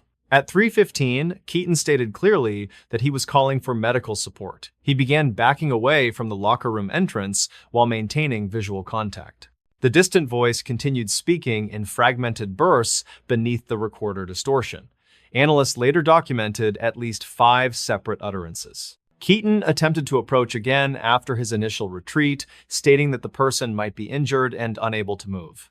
At 3:16, the body camera feed shook violently as the floor beneath the locker room entrance shifted. A heavy impact sound followed and debris collapsed partially into the corridor. Visibility dropped in a sudden cloud of ice dust. Keaton shouted and moved forward again despite audible warnings from his outside team transmitted through his headset. At 3:17, the recorder captured his final clear sentence. "It sounds like you are trapped. I am coming closer." Immediately following that sentence, the audio feed was overwhelmed by a sudden roar of collapsing material and rushing air pressure. The recorder continued capturing sound for 13 more seconds. No additional speech was detected after that point. At 3:18, the signal terminated abruptly. The body camera feed cut to static. Outside monitoring logs show the outside team attempted contact repeatedly with no response. Emergency rescue protocols were initiated within minutes. Due to avalanche risk and interior collapse danger, rescue entry was delayed until the following morning. At first light, search personnel entered through the same side service door Keaton had used. They located his recorder and body camera near the auxiliary stairwell. Keaton himself was found beneath fallen debris near the entrance to the locker wing. He was deceased at the scene due to blunt force trauma. Search crews found no second individual inside the lodge. No trapped person was located in any accessible area. Structural engineers later confirmed that the locker wing collapse occurred during Keaton's approach, likely triggered by internal ice shift. What could not be explained was the verified presence of a second human voice on the audio recording. Extensive review confirmed that no other responders entered the building prior to Keaton, and no radio bleed-through matched the captured sound. The voice did not match any member of the survey team. It also did not match archived radio traffic from emergency channels. Audio specialists filtered out wind noise, equipment feedback, and structural creak sounds. The rhythmic quality of the voice remained intact through every filter. Investigators considered the possibility of delayed sound reflection from earlier recordings left within the lodge. No functioning playback devices were discovered on site. The lodge had once contained public announcement systems used during guest seasons. All amplifier units were found disconnected and without power source. Battery-powered devices were recovered from storage rooms, but all were non-functional at the time of inspection. Records indicated that during the lodge closure 8 years earlier, a night security guard had died during an interior fire suppression failure. That incident occurred on a lower level, several floors below the locker wing. No audio recording from that event existed. The investigation officially concluded that Keaton perished during a structural collapse caused by accumulated ice load failure. The presence of the voice was documented as unexplained ambient noise with no verified human source. The county sealed the full audio record under safety review, releasing only a partial transcript. Several technicians who reviewed the unedited audio reportedly requested removal from similar assignments afterward. The Arrow Peak Ski Lodge remains abandoned. No further interior surveys have been authorized since the incident. Each winter, the building continues to absorb snow and ice without maintenance. Access roads remain blocked after the first major storm. The final recording remains stored in evidence under restricted access. Its last confirmed words are preserved in official documentation. Help, cold. No one has ever determined who spoke them, or how a voice could remain inside a building where no living person was ever found. In this news story, the shortcut was supposed to save him 40 minutes. By nightfall, it became the last confirmed place he was ever seen.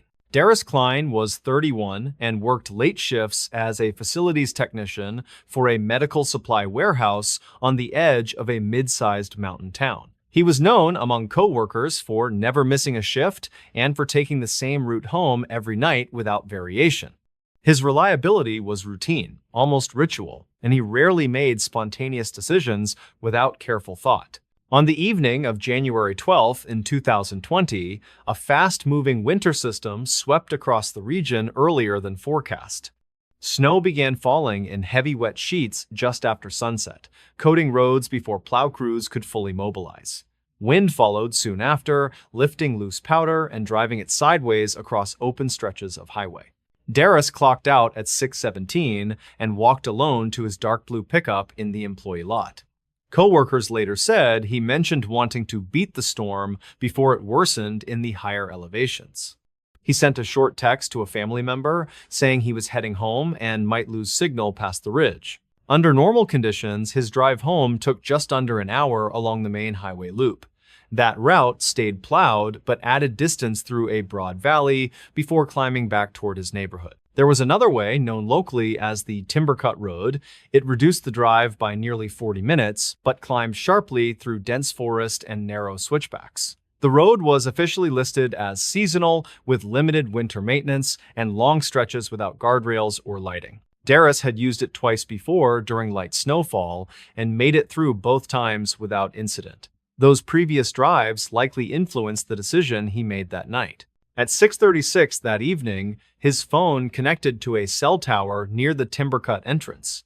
That was the last confirmed data ping tied to his device. After that moment, no further network activity would ever register. Traffic cameras at the highway junction captured his truck turning off the main route at 6:41. Snowfall had intensified at that point, and visibility had already begun to drop to less than a quarter mile. What happened after that turn is reconstructed only through terrain mapping, weather logs, vehicle diagnostics, and later witness statements. No direct visual record exists of his movements beyond that first turn. The timber-cut road climbed quickly into higher elevation and narrow corridor forest. Tall pines formed heavy walls on both sides that trapped drifting snow and limited wind escape. The roadway narrowed to two tight lanes with no center barrier. Within 20 minutes of that turnoff, snowfall rates doubled. Wind pushed fresh accumulations sideways across the roadway faster than any plow could reach it. Drifts began forming unevenly along blind bends and downhill slopes. At 7:03, a local resident named Harlan Metz called the county line to report a stranded vehicle partially blocking the timber-cut road near mile marker 6. He described a pickup angled into a snowbank with its hazard lights flashing. Harlan said he slowed but could not safely stop because the shoulder dropped steeply into trees on the downhill side. He did not see a person near the truck but assumed the driver had already gone for help. Response crews were delayed by worsening conditions and another rollover accident on the highway loop. By the time a deputy was dispatched toward the timber-cut area, nearly 40 minutes had passed since Harlan's call. At 7:48, Deputy Elson reached the reported location. The pickup was still present where Harlan had described it, but the hazard lights were no longer flashing. Snow had built up along the hood and wheel wells. The engine was off, and the driver door stood open several inches. Snow had already drifted partway into the cab. No person was present inside or directly around the vehicle. A set of glove prints were visible on the edge of the door, but no clear footprint trail extended away from the truck. Fresh accumulation had already softened most surface detail. Inside the cab, Darris' wallet, phone mount, and thermos were still in place. His jacket and insulated work coat were missing. A headlamp usually kept in the glove box was not recovered. Fresh snowfall had already filled most track impressions. Only a single partial boot print could be identified near the rear tire on the downhill side of the road. Deputy Elson attempted to follow the faint impression toward the tree line. After less than 10 yards, the trail vanished completely beneath new accumulation and wind-driven drift. At 8:12, a formal search was initiated and road closures were ordered on both ends of the timber-cut route. Additional deputies and county rescue volunteers were requested. Thermal scanning units were deployed along the corridor once visibility stabilized enough for safe movement. No heat signatures consistent with a living person were detected within the initial grid. By midnight, snowfall rates and wind gusts made continued searching unsafe. Operations were suspended until morning under cold exposure protocol. When teams returned at first light, nearly 15 inches of new snow covered the entire area where the truck had been found. The road itself was barely distinguishable from the surrounding forest floor. Searchers worked outward in expanding grids along both sides of the road. The forest sloped steeply with hidden ravines and deep drifts forming between fallen logs and exposed roots. No trail of any kind was recovered. No clothing, no dropped tools, no disturbance pattern that could confirm any direction of travel. Investigators later confirmed that Darris' phone battery still held charge when the truck was found. The device was locked but powered off manually rather than shut down by battery loss. Vehicle diagnostics showed no mechanical failure that would have forced him to stop.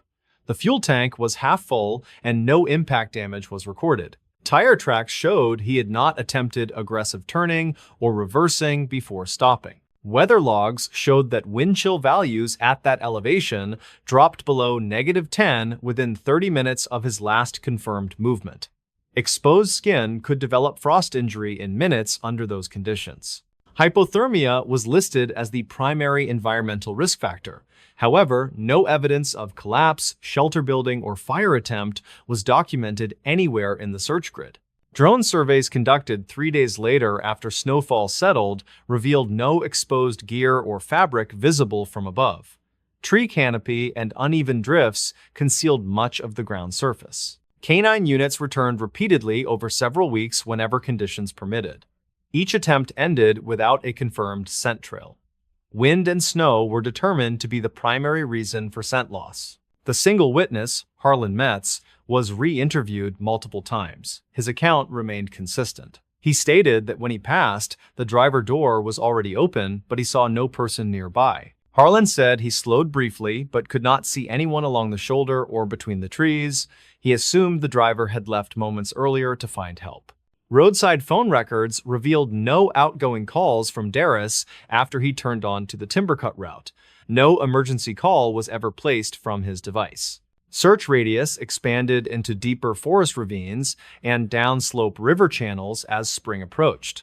Snowmelt exposed fallen branches, animal tracks, and runoff debris, but no human trace. Months later, a logging crew reported finding fragments of plastic matching a pickup taillight deep within a drainage basin nearly 2 miles from the road.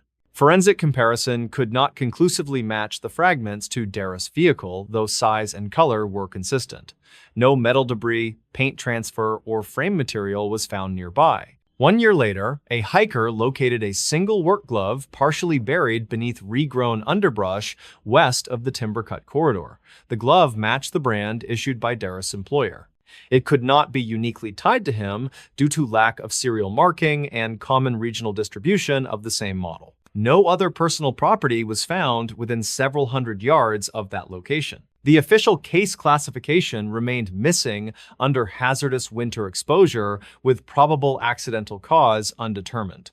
Theories varied widely among investigators. Some believed Darris left the road seeking help and was overcome by cold before reaching shelter, later becoming concealed by seasonal snow and terrain movement. Others suggested he slipped into an unseen ravine near the road edge and was buried beyond recoverable depth by cascading drift and spring runoff. A minority theory proposed that he accepted a ride from an unknown motorist who never came forward. No other traffic was confirmed on the corridor during the critical window. What complicates the case is the condition of the truck when it was found. The driver door was open but not forced. The hazard lights had been activated and later shut off. The engine showed signs of having cooled naturally rather than being abruptly disabled or flooded. That suggests Darris intended to return to the vehicle, yet no track pattern consistent with short-range movement was ever preserved beneath the rapid accumulation rate. No blood, no fabric tears, and no disturbance consistent with animal predation was detected anywhere in the search zone. His family traveled from out of state to participate in early search coordination. They remained in the town for weeks as weather allowed limited additional sweeps. They described Darris as cautious and prepared in outdoor conditions. He carried emergency supplies in his truck during winter months and rarely traveled without notifying someone of his route. His family stated he would never abandon his vehicle without strong reason. Investigators reviewed his financial records and communications. No indications of personal crisis, debt, or voluntary disappearance were found. Workplace supervisors confirmed his attendance record, and future shift schedules showed no indication he planned time away. The Timbercut Road was officially closed permanently the following winter due to repeated weather incidents and safety concerns.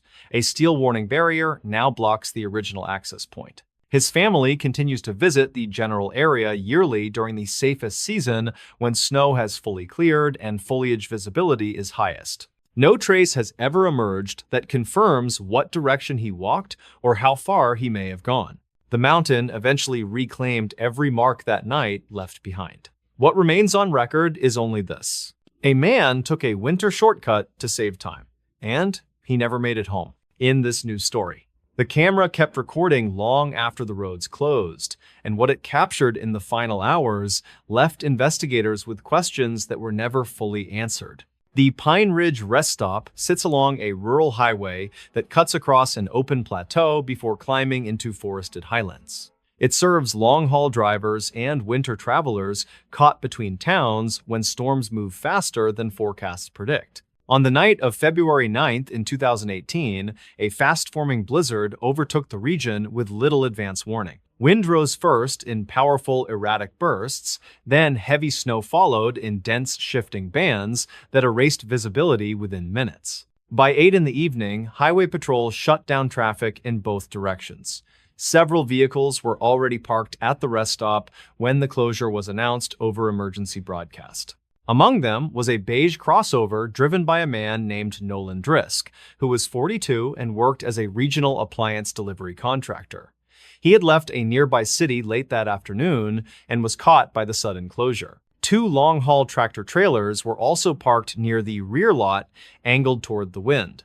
A compact sedan occupied the far corner near the restroom building, with no visible interior movement. The rest stop itself was unstaffed overnight as usual. Lighting was maintained by automated power tied to backup generators and monitored only by remote security cameras owned by the State Transport Authority. At 8:12, Nolan was recorded exiting his vehicle and entering the restroom building to wait out the storm. He carried a small travel bag and a metal thermos. The trucks remained idling intermittently as their drivers slept in rotating cycles for heat. The sedan remained dark with no confirmed occupant movement. By 9:30, snow depth around the lot reached nearly knee height in drifting waves. Wind carved heavy ridges across the asphalt, making the original lanes indistinguishable. Remote operators checked the camera feeds periodically due to the active highway closure protocol. Nothing unusual appeared during the first several hours besides worsening whiteout conditions. At 11:47, motion sensors triggered near the rear tree line beyond the rest stop perimeter fence. The camera angle showed only blowing snow and deep darkness beyond the lights. The alert was marked as weather interference and dismissed at that time. No vehicles moved in the lot and no doors opened. At 12:05, Nolan briefly exited the restroom building and returned to his vehicle. He retrieved a heavier coat and a spare battery pack from the back seat and re-entered the building. That was the last confirmed moment Nolan was seen in clear condition on any camera. Shortly after midnight, the compact sedan in the far corner showed a brief interior light flicker across several frames. No door movement was visible. At 12:22, the same rear treeline motion sensor activated again. This time, the camera captured a tall, dark shape moving slowly just beyond the fence line. The image resolution was poor due to blowing snow and lens frost. Operators later described the shape as upright and narrow, with no visible headlights or reflective markers. The figure moved parallel to the fence for several seconds and then vanished into drifting shadow. No vehicle lights followed it. No further motion alerts triggered for nearly an hour. At 1:17, the restroom building exterior camera recorded Nolan stepping into the doorway briefly and looking outward into the storm. He did not exit past the threshold. He retreated inside within seconds as wind gusts intensified. That moment became the final confirmed movement from Nolan as a visible person. At 1:34, the rear lot camera again captured movement near the fence. The tall, dark shape reappeared closer to the property than before. This time it crossed fully into the open lot through a narrow drift gap beneath the fence rail. No break or bending of the metal was visible in later inspection. The shape moved slowly across the snow toward the restroom building. It did not cast a distinct headlight shadow, nor reflect the overhead pole lights. Frame-by-frame analysis later showed its outline remained consistent despite heavy snow interference. No visible leg stride or arm swing could be clearly isolated. At 1:41, the exterior camera recorded the restroom door pushing inward. Nolan did not exit at that time. Investigators later confirmed that the restroom door had no automatic actuator and could only open from inside or by physical force from outside. No human silhouette appeared in the doorway when the door moved. Snow did not visibly enter the building during that opening. The door slowly closed again after several seconds. Nolan was not seen afterward. At 1:48, the sedan interior light activated again. This time, the driver door opened and closed within fewer than 10 seconds. No figure was clearly visible exiting or entering the sedan due to angle and snowfall. At 2:02, one of the truck drivers emerged briefly to check his trailer lines. He looked toward the restroom building but did not approach it. He later stated he felt the wind pressure change suddenly and returned to his cab without seeing another person in the lot. At 2:15, the rear treeline camera captured the dark, upright shape once more. It stood stationary near the edge of the lot facing the restroom building. Snow obscured fine detail, but the silhouette appeared taller than any recorded person at the site, including Nolan. At 2:19, the restroom interior camera feed abruptly terminated.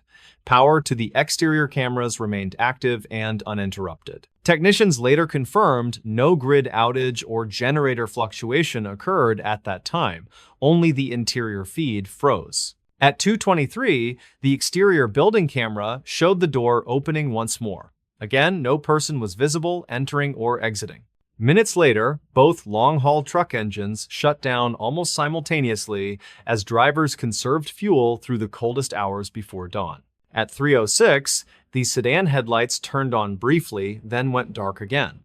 No engine ignition followed, and no movement accompanied the light activation. Weather logs show that wind chill at the site during this period dropped below -15, with sustained gusts exceeding 40 miles per hour. Snowfall did not relent until shortly after sunrise. No further movement was recorded until morning. At 6:45, Highway Patrol began clearing access routes after winds eased slightly. A first unit reached the rest stop at 7:12. Officers immediately noticed Nolan vehicles still parked near the front with the driver door ajar.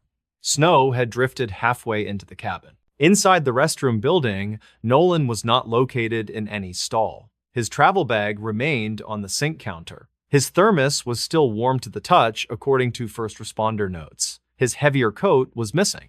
The two truck drivers were awakened and accounted for in their cabs. Both denied exiting during the overnight period, except for the earlier trailer inspection. The sedan driver was found unresponsive in the back seat under heavy blankets. Emergency crews confirmed an exposure-related death consistent with hypothermia after presumed engine failure. Records later identified the sedan occupant as a woman traveling alone between towns. Mechanical inspection showed her battery had failed during the storm. No physical damage was found on her vehicle, indicating external interference. The most troubling discovery came from a maintenance sweep of the snow near the restroom entrance. A single set of shallow impressions led from the tree-lined fence toward the building door. The impressions were elongated and irregular and did not match standard footwear. No return prints were found leading back toward the fence. No human boot pattern in the regional database matched the shape. The impressions stopped directly at the threshold of the restroom door. Inside the building, no matching wet tracks or melt patterns extended beyond the entry. When interior power was restored later that morning, the frozen camera feed resumed automatically without manual reset. The final recorded interior audio captured only one distorted segment. 5 seconds of faint, slow breathing. No human voice. No foot movement. Only steady, rhythmic air sound not matching Nolan respiratory pattern from earlier footage. Nolan Drisk was never located. Extended ground search operations found no trace of him in surrounding fields or nearby ravines, despite canine deployment and aerial sweeps. No vehicle departed the rest stop during the closure window, confirmed by patrol checkpoints. The fence line remained intact, with no breach discovered anywhere along its span. The impressions near the door faded as snow melted later that day, but were photographed, measured, and documented by patrol. Those photographs were later classified for internal review and never released publicly. The Transport Authority replaced the entire camera system 3 months later with updated equipment and encrypted storage. The original server drive was archived under restricted access for evidentiary preservation. Several technicians involved in the footage review later transferred out of remote monitoring roles within the year. The case was officially recorded as a missing person under extreme winter conditions with no confirmed direction of travel. No official explanation was offered for the unexplained door movement or the missing interior audio interruption. The rest stop remains operational today. But during heavy winter storms, patrol units now avoid leaving the location unoccupied overnight. Drivers who shelter there quietly report hearing faint movement near the fence after midnight when wind drops. Security logs continue to record occasional motion triggers at the tree line during blizzards. Each time, the feed shows only drifting white and shadow. Nothing else is ever clearly visible, except for that one night, when the camera recorded something crossing the snow and a man walking inside, and only one of them ever appeared again. In this news story, the dispatcher froze when the caller said his name. It was the same voice she had listened for during a search that ended 3 years earlier with no body found. On a cold evening in early March of 2023, calls moved slowly through the county emergency center as steady snow fell across rural back roads. Most reports involved stalled vehicles, downed lines, and minor slide-offs along untreated highways. At 9:18 that night, a call appeared on a shaky open line with unstable signal quality. The caller did not provide an address or reference a nearby landmark. He only asked for help and said he was lost. The dispatcher who answered was Mara Vance, age 34, with 9 years of emergency call experience. She worked the late shift and was known for calm handling of high-stress cases. She also had an unusually strong memory for voices. The caller stated his name as Luke Brenner. The moment the name reached her headphones, Mara felt a sudden tightening in her chest and a quiet drop of silence in the room around her. Luke Brenner was the name of a man reported missing in the same county 3 years earlier during a winter search effort that ended without recovery. His disappearance had consumed weeks of coordinated effort across multiple agencies. The file was one Mara had personally handled. She had taken Luke's final confirmed phone call before his signal disappeared in the mountains that winter night. The voice on the line now matched the cadence and phrasing she remembered. Even the slight hesitation between breaths was identical. Mara asked the caller to repeat his name. He did so immediately without confusion or resistance. His speech pattern matched archived recordings that she had reviewed dozens of times during training refreshers. There was no slurring, no distortion of tone that would suggest impersonation. Luke Brenner had been 27 at the time of his disappearance. He worked seasonal construction and maintenance on rural road projects. On the night he vanished, he had been driving toward a closed forest access road during a sudden snowstorm. His vehicle had later been found abandoned near a frozen creek crossing. The driver door stood open, the engine was cold, no foot tracks were recovered. No personal items were ever located beyond what remained inside the truck. For 3 years, the case remained open with no physical recovery and no confirmed direction of travel. Now his voice was on Mara's call screen again. Mara asked Luke where he was calling from. He said he did not know. She asked if he could see any roads, buildings, or lights. He described only trees, a downward slope, and snow that never seemed to stop falling. He said his phone battery was low, but the cold was keeping it alive. The statement made no technical sense, but it was delivered without confusion. Mara asked how he had a phone after being missing for 3 years. Luke paused for several seconds before answering. He said he had never stopped walking. He said he believed he had only been gone for a few hours. Mara quietly raised her hand to signal her supervisor without breaking the flow of the call. The supervisor put on a listening headset and began recording independently. Mara asked Luke if he remembered the date. He said it was still the same night he went missing. Mara told him it was now 3 years later. The caller fell completely silent for several seconds. When he spoke again, his voice trembled faintly but did not sound disoriented. He said that could not be right because he had never seen the sun rise. Mara asked him what he could see around him at that moment. Luke described snow-packed trees that leaned inward as if sealing the path. He said the ground sloped downward but never reached flat land. He said he could still hear the creek he had crossed the night he disappeared, even though he could no longer see water or ice. Mara pulled up the original incident map on her secondary monitor. Luke had last been heard near a narrow creek crossing exactly as he was now describing. She asked Luke if he was injured. He said his feet no longer felt cold and his hands no longer felt heavy. She asked if he could see his hands. He said he could, but they did not look the way he remembered. Mara asked him to describe what was different. He said they no longer left prints in the snow when he touched the ground. Signal specialists attempted triangulation in the background without alerting the caller. The system failed to locate a stable origin. The signal did not strengthen when Luke stopped walking. It also did not weaken as distance processing routines adjusted for terrain. The call behaved unlike any normal mobile transmission. Mara asked Luke to stop moving. He said he could not. He said the path moved even when he stood still. Mara asked if anyone else was with him. Luke said he could hear others farther into the trees. He said they never answered in full sentences. He said they sounded like people who had forgotten how to talk. Background noise analysis ran in real time. The sound did not match wind, snow movement, animal calls, or recognizable forest ambience. The audio carried no echo. It sounded enclosed, despite Luke repeatedly stating he was outdoors.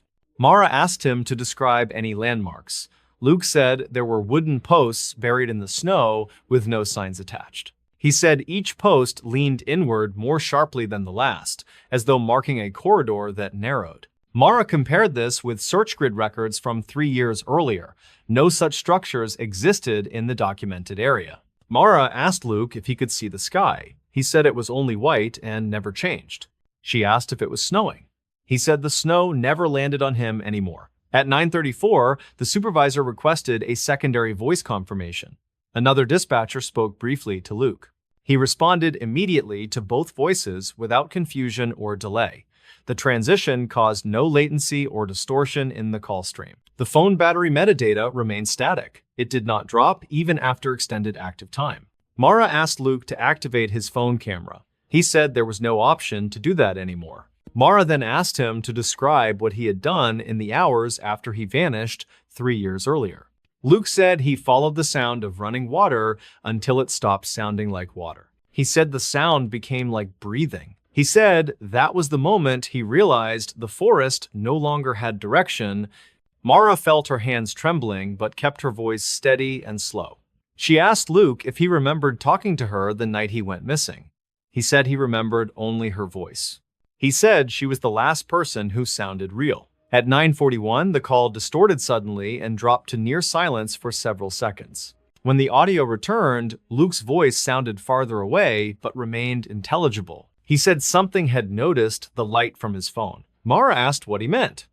Luke said when the screen turned on, the forest behind him moved. Mara asked him to turn the phone off to preserve battery. Luke said he had tried that before and it made things come closer. Mara asked if he could hear anything approaching. Luke said he heard many feet, but none of them touched the ground. The supervisor ordered emergency field deployment to the original disappearance site despite the absence of live coordinates. Multiple units were redirected to the creek area where Luke's vehicle had been located 3 years earlier. At 9:48, Luke's voice weakened and developed a hollow echo. The background sound increased in volume like distant wind passing through a long tunnel. Luke said the trees were no longer beside him. He said they were forming a wall behind him now.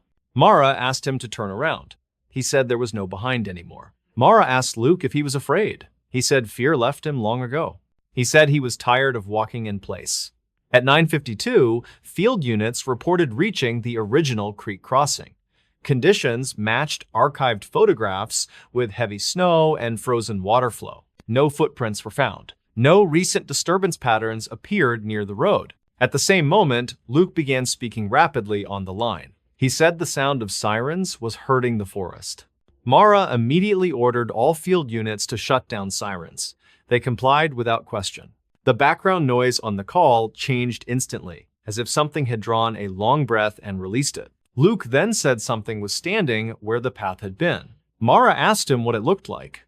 He said he could not describe it because it did not stay in one shape long enough. He said it was made of spacing rather than matter. At 10:01, the call signal reached maximum distortion. Audio artifacts surged across multiple frequency bands. Luke's voice came through clearly one final time. He said he could finally see the road again. Mara told him to stay exactly where he was and to keep the phone active. Luke said the road was not in front of him. He said it was opening behind him. At 10:03, the call ended without disconnect tone. There was no automatic release signal. The line simply went dead. At the same minute, field units at the creek reported a sudden burst of radio interference lasting several seconds. No person was located at the site. No phone was recovered. The forest showed no new disturbances. Mara remained on shift until morning without taking another call. She did not remove her headset. She did not speak unless spoken to. The next day, supervisors reviewed the archived audio with multiple outside analysts. Voice comparison testing confirmed with near certainty that the caller matched Luke Brenner's original recordings from 3 years earlier. The signal routing did not originate from any known tower within the county. It did not originate from surrounding counties either. The call path could not be mapped through standard network tracing. The incident was recorded under restricted case status. Luke Brenner remains listed as missing. The case was never reclassified. Mara transferred out of emergency dispatch 6 months later. She later told one close coworker that when the line went dead, she did not hear a disconnect tone. She heard footsteps stop, and for the first time in 3 years, so did the forest. In this news story, the county keeps it on the maps all year, school buses detour around it in winter, freight companies flag it in red. Yet every year, when the first heavy snows arrive, the road vanishes so completely beneath drifting white that it might as well never have existed. And almost every year, someone disappears with it. Locals call it Hollow Ridge Road. In summer, it is a narrow gravel artery that cuts through dense high forest between two remote valleys. It curls along a spine of land shaped by erosion and exposed bedrock, with steep drop-offs to the south and a rising timber wall to the north. The surface is rough but navigable. Logging trucks use it during dry months. Hunters take it into the upper basin. Satellite navigation systems list it as a legitimate thoroughfare. In winter, it becomes something else entirely. Drifts bury the guard posts. Wind scours the surface until the road blends seamlessly into the surrounding snowpack. There are no landmarks, no edges, no contrast. The road does not simply close. It goes silent, erased from the physical world beneath moving white. The first officially recorded disappearance happened more than 2 decades ago. In early December of 1999, a delivery driver named Harold Metz failed to arrive at the Eastern Valley Depot after taking Hollow Ridge as a shortcut during an early season storm. The weather forecast that day had predicted light accumulation. Instead, winds from the north accelerated through the corridor and dumped nearly 2 feet of snow in under 4 hours. Harold's truck was found 3 days later during a limited plow operation. It sat, nose-angled gently into a drift, as though he had pulled over deliberately. The engine was cold, the cab interior was intact, the keys were still in the ignition. Harold himself was never located. Search teams assumed he had exited the vehicle for help and collapsed from hypothermia before being buried, but no tracks were ever recovered, no disturbance of snow radiated away from the truck.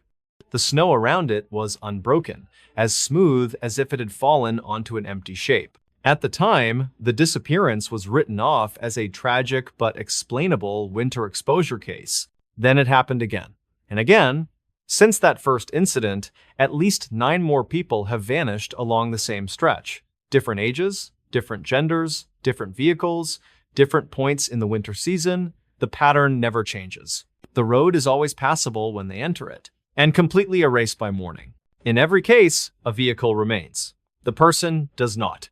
In the most recent disappearance before the official closure, a man named Randall Pike left his sister's home just before dusk in late November of 2022. He planned to take Hollow Ridge to save nearly an hour on his return trip to the Western Valley. Snow had started falling lightly, but no formal closure had been issued. Plow logs from both ends of the corridor indicated routine clearing earlier that afternoon. Traffic cameras showed Randall's pickup turning onto Hollow Ridge at 5:47 in the evening. He was alone in the vehicle. Headlights were visible for only a few seconds before blowing snow swallowed the image. By 8 the next morning, a state plow crew reached the western entrance of Hollow Ridge to clear early accumulation. Less than half a mile in, they saw the outline of Randall's truck buried up to the windows. Only the upper edge of the cab and mirrors were visible above the drift. The engine was cold. The driver door was closed. The interior dome light was still on. Randall was not inside. There were no footprints around the vehicle. Not leading away. Not returning. Just smooth, wind-flattened snow in every direction. Search teams combed the surrounding forest for 6 days. Avalanche specialists probed slide paths. Dogs were deployed repeatedly. Thermal drones swept the corridor at low altitude. No clothing, no blood. No sign that Randall had ever exited the truck. His phone was later located beneath the passenger seat. The battery was dead. There were no emergency calls in the log, no final texts, no recorded change in signal strength after he entered the road. Older residents were not surprised. They had seen this before. One winter earlier, a nursing assistant named Celia Morris vanished after leaving a night shift at the Valley Clinic. Her compact car was found facing uphill on Hollow Ridge, hazard lights activated, fuel tank nearly full, her purse lay on the driver's seat, her coat was still on the back of the chair. She was never found. The year before that, 2 men within the same season, different storms, same result. Vehicles remain, people do not. Investigators initially blamed exposure, disorientation, hidden ravines, and avalanche pockets. But none of the cases ever produced the physical evidence those explanations require. No trails, no remains, no scattered personal items, no drag marks, not even a confirmed direction of travel. What troubled search coordinators most was the condition of the snow around the vehicles. In every case, the snow showed no disturbance consistent with a person exiting and walking away. Even in storms that dropped more than a foot of accumulation, the immediate area around the doors should have shown compression or collapse patterns. Instead, the snowpack appeared uniform, as though the space where the person should have stood was gently filled without disturbance. A climatologist from the State University later noted something unusual about Hollow Ridge's geography. The road runs through a shallow wind corridor formed by 2 opposing slopes. During storms, wind speed accelerates sharply within that narrow channel, scouring and redepositing snow at abnormal rates. This phenomenon could explain how the road disappeared so quickly. It could not explain the absence of footprints beneath newly accumulated layers. In several cases, cameras installed at either end of the road confirmed vehicles entering during snowfall. None ever recorded anyone exiting on foot. And no vehicle was ever recorded leaving, only entering. Then, nothing. In 2019, the county installed temporary motion-activated cameras along a 2-mile section considered the highest risk. The plan was to capture wildlife movement, deter seasonal trespassers, and provide early warning for stranded motorists. That winter, the cameras recorded something the county did not anticipate. On 3 separate nights, motion alerts triggered after midnight during heavy storms. The footage showed what first appeared to be drifting snow moving against the wind pattern. Then, for several seconds at a time, the snow reversed direction around a specific shape. Not an animal, not a person, just a tall vertical absence where snow did not pass through. The snow flowed around it as though circling a narrow pillar of empty space. In every instance, the camera feed cut out within seconds of the anomaly appearing. Power was never disrupted elsewhere on the grid. Those recordings were quietly archived and never released to the public. The following winter, a volunteer rescue worker named Thomas Elridge attempted to traverse Hollow Ridge on foot during a controlled test operation. The goal was to understand wind behavior and snow displacement patterns within the corridor. Thomas was tethered to a heavy anchor vehicle at the western entrance and maintained constant radio contact. He wore full cold weather gear and carried a locator beacon. Weather monitors tracked wind speed and barometric pressure in real time. At only 200 yards in, Thomas reported that the wind sound had changed. He said it no longer sounded like air. He said it sounded like movement. Seconds later, his radio filled with static. The safety line went slack. When the team pulled the tether back, it was intact. Thomas was gone. No sign of breakage. No torn fiber. No drag marks. The test was never repeated. After Thomas Elridge vanished, the county permanently closed Hollow Ridge Road. Steel barriers were installed at both entrances, warning signs were placed every quarter mile on connecting routes, GPS providers were formally notified, automated alerts were added to mapping software.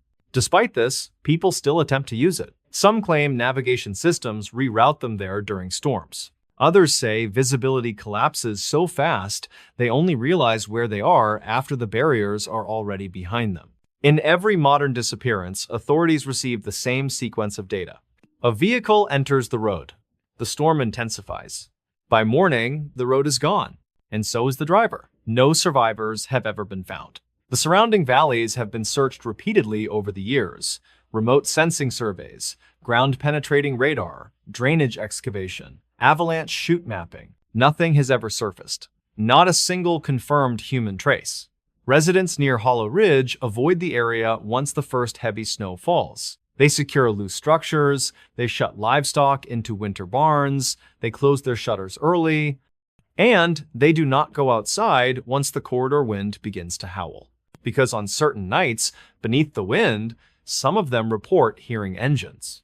Not approaching, not departing, just idling, deep under the snow. The sound does not echo. It does not rise or fade with gusts. It remains steady, as though coming from something buried far deeper than any vehicle could reach. Years after the closure, the county received an unexpected discovery during a spring runoff survey. A low-altitude drone, mapping meltwater patterns near the upper basin, detected a hollow beneath the snowpack that should not have existed according to subsurface charts.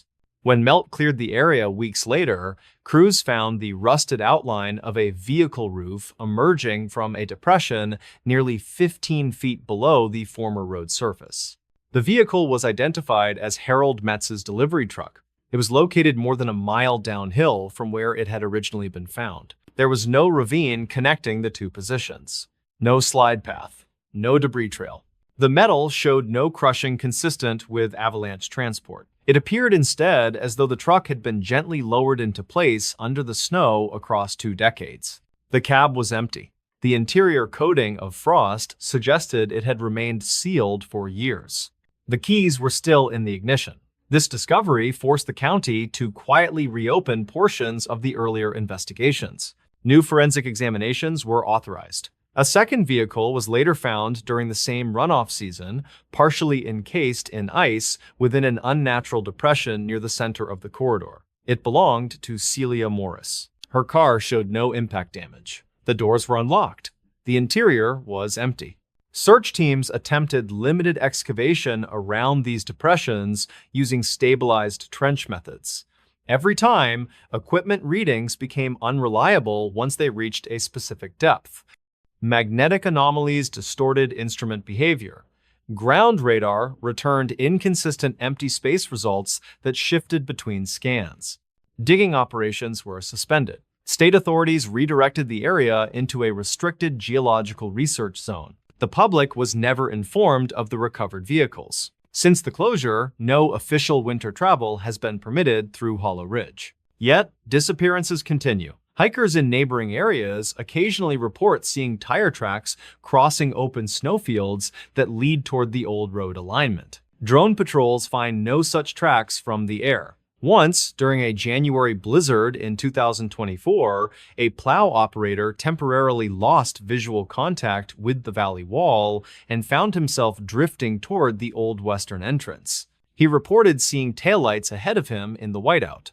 When he stopped and radioed dispatch, asking who had clearance on the closed corridor, dispatch returned silence. The lights moved forward into the snow. The plow operator did not follow. The corridor wind accelerated. The lights vanished. No missing vehicle was reported that night. No camera recorded the movement. The only evidence exists in the plow operator's recorded radio log, stored as an anomaly report. Climatology specialists, search and rescue coordinators, and geological surveyors have all produced independent theories regarding Hollow Ridge. Some suggest a subglacial void network beneath the corridor creates localized depressions that shift under heavy snow load. Others suspect a rare form of wind-driven density inversion capable of producing vertical snow displacement without directional collapse. None of these theories explain the missing people. In private circles, rescue workers use a different phrase. They say the road does not bury people. They say the road takes them. This belief is reinforced by one final unexplained incident. In 2020, during the winter before Randall Pike vanished, a motion-activated camera near the eastern barrier captured a brief image just before it failed.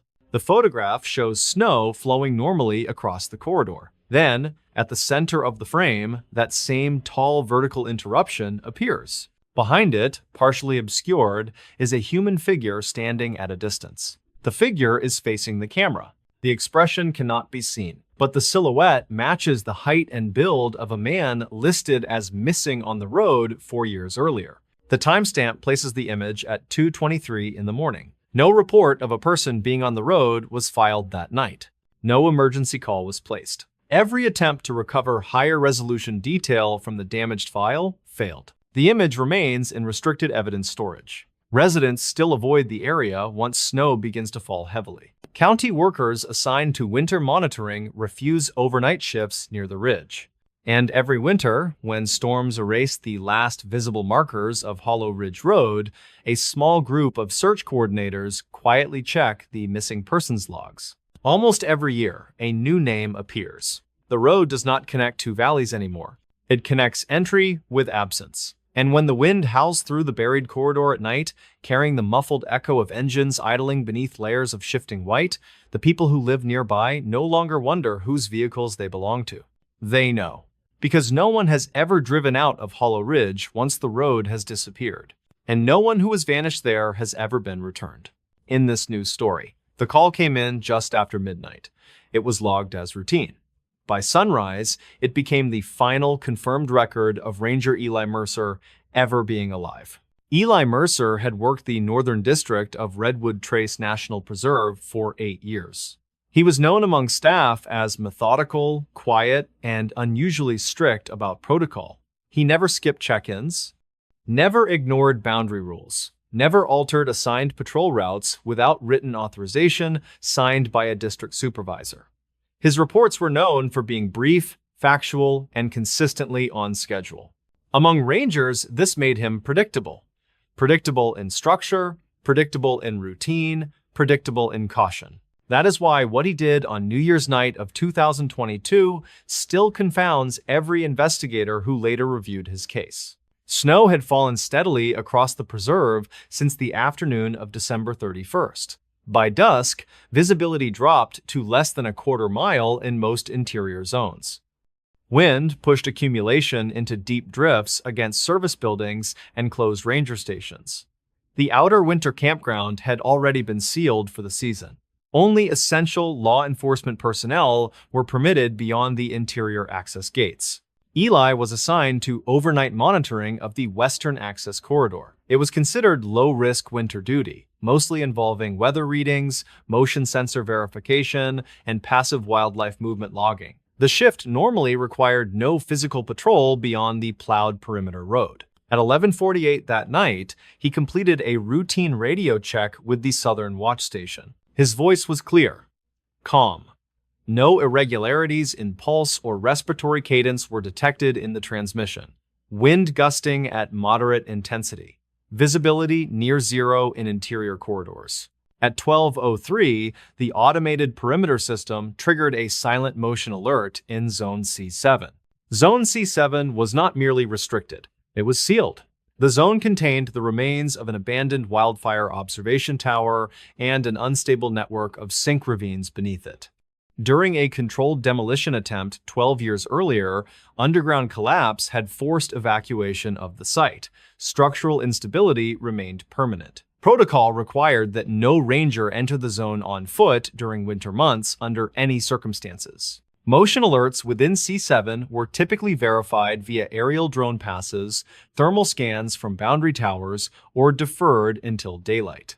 Eli acknowledged the alert at 12:04. At 12:06, instead of dispatching drone verification as required by standing orders, he did something no one expected. He keyed his radio and said only one sentence. "I am going to verify the source personally."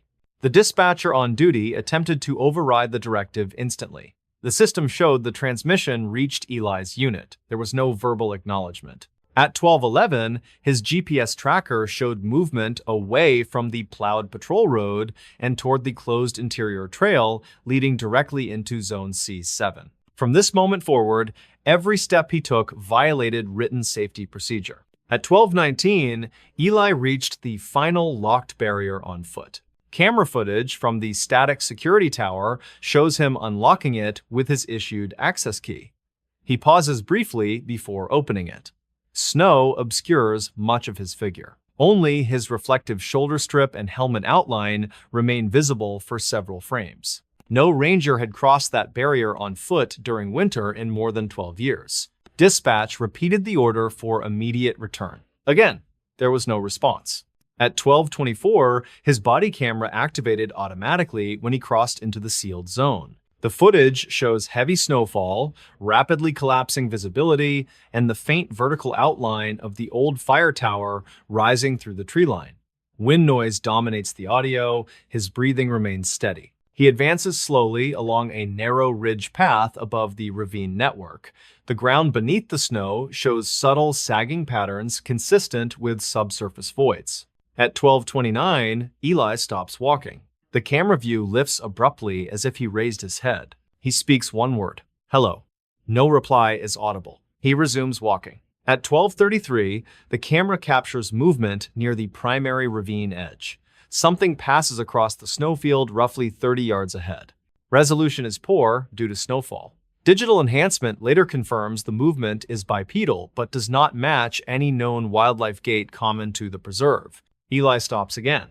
He whispers, "That is not wildlife." Dispatch attempts direct voice contact repeatedly. No response is recorded. At 12:37, the first abnormal audio appears on the feed.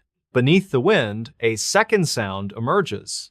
Slow, rhythmic, almost like distant breathing layered beneath the storm. The sound remains consistent across multiple atmospheric noise filters used in later analysis. Eli sweeps his flashlight beam across the ravine. The camera catches only shadow and blowing snow. At 12:39, Eli steps closer to the ravine edge. Protocol says, "I turn back now." Pause. But something is down there. The breathing sound grows louder. Microphone distortion registers at sub-audible frequency levels, consistent with vibration rather than sound. At 12:42, Eli radios. "I have visual now. I cannot classify." Dispatch demands a description. There is a delay of 4 full seconds. When Eli speaks again, his voice is altered, his rhythm becomes uneven, his volume drops. It looks like a person trying to stand inside the wrong shape.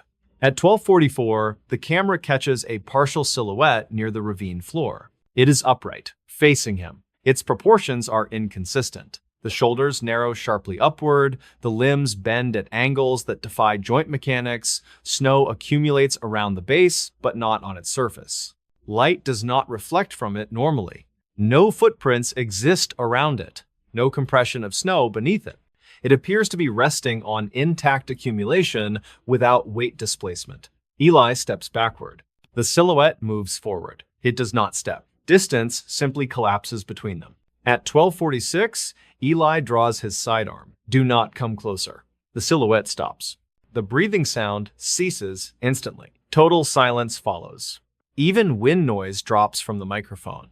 The recording becomes unnaturally sterile. At 12:47, Eli whispers, "It is waiting for me to move." Dispatch orders immediate retreat. His GPS shows no movement. At 12:49, the silhouette rises. Not forward, upward. Several feet without visible support. The camera auto-adjusts exposure. The outline elongates. It stretches. That is not possible. At 12:51, the audio feed spikes sharply. A new sound layer emerges. Overlapping human voices speaking in disordered fragments. None of the speech forms complete language. Eli stumbles. GPS logs show sudden acceleration away from the ravine. His breathing becomes labored. The voices increase in volume. They match his pace. At 12:54, the fire tower reappears through the snow. The silhouette is no longer visible. The voices stop. Silence. Eli whispers, "It followed me out." Dispatch demands confirmation. No reply. At 12:56, Eli reaches the locked barrier. His hands visibly tremble as he fumbles for the key. The overlapping voices return.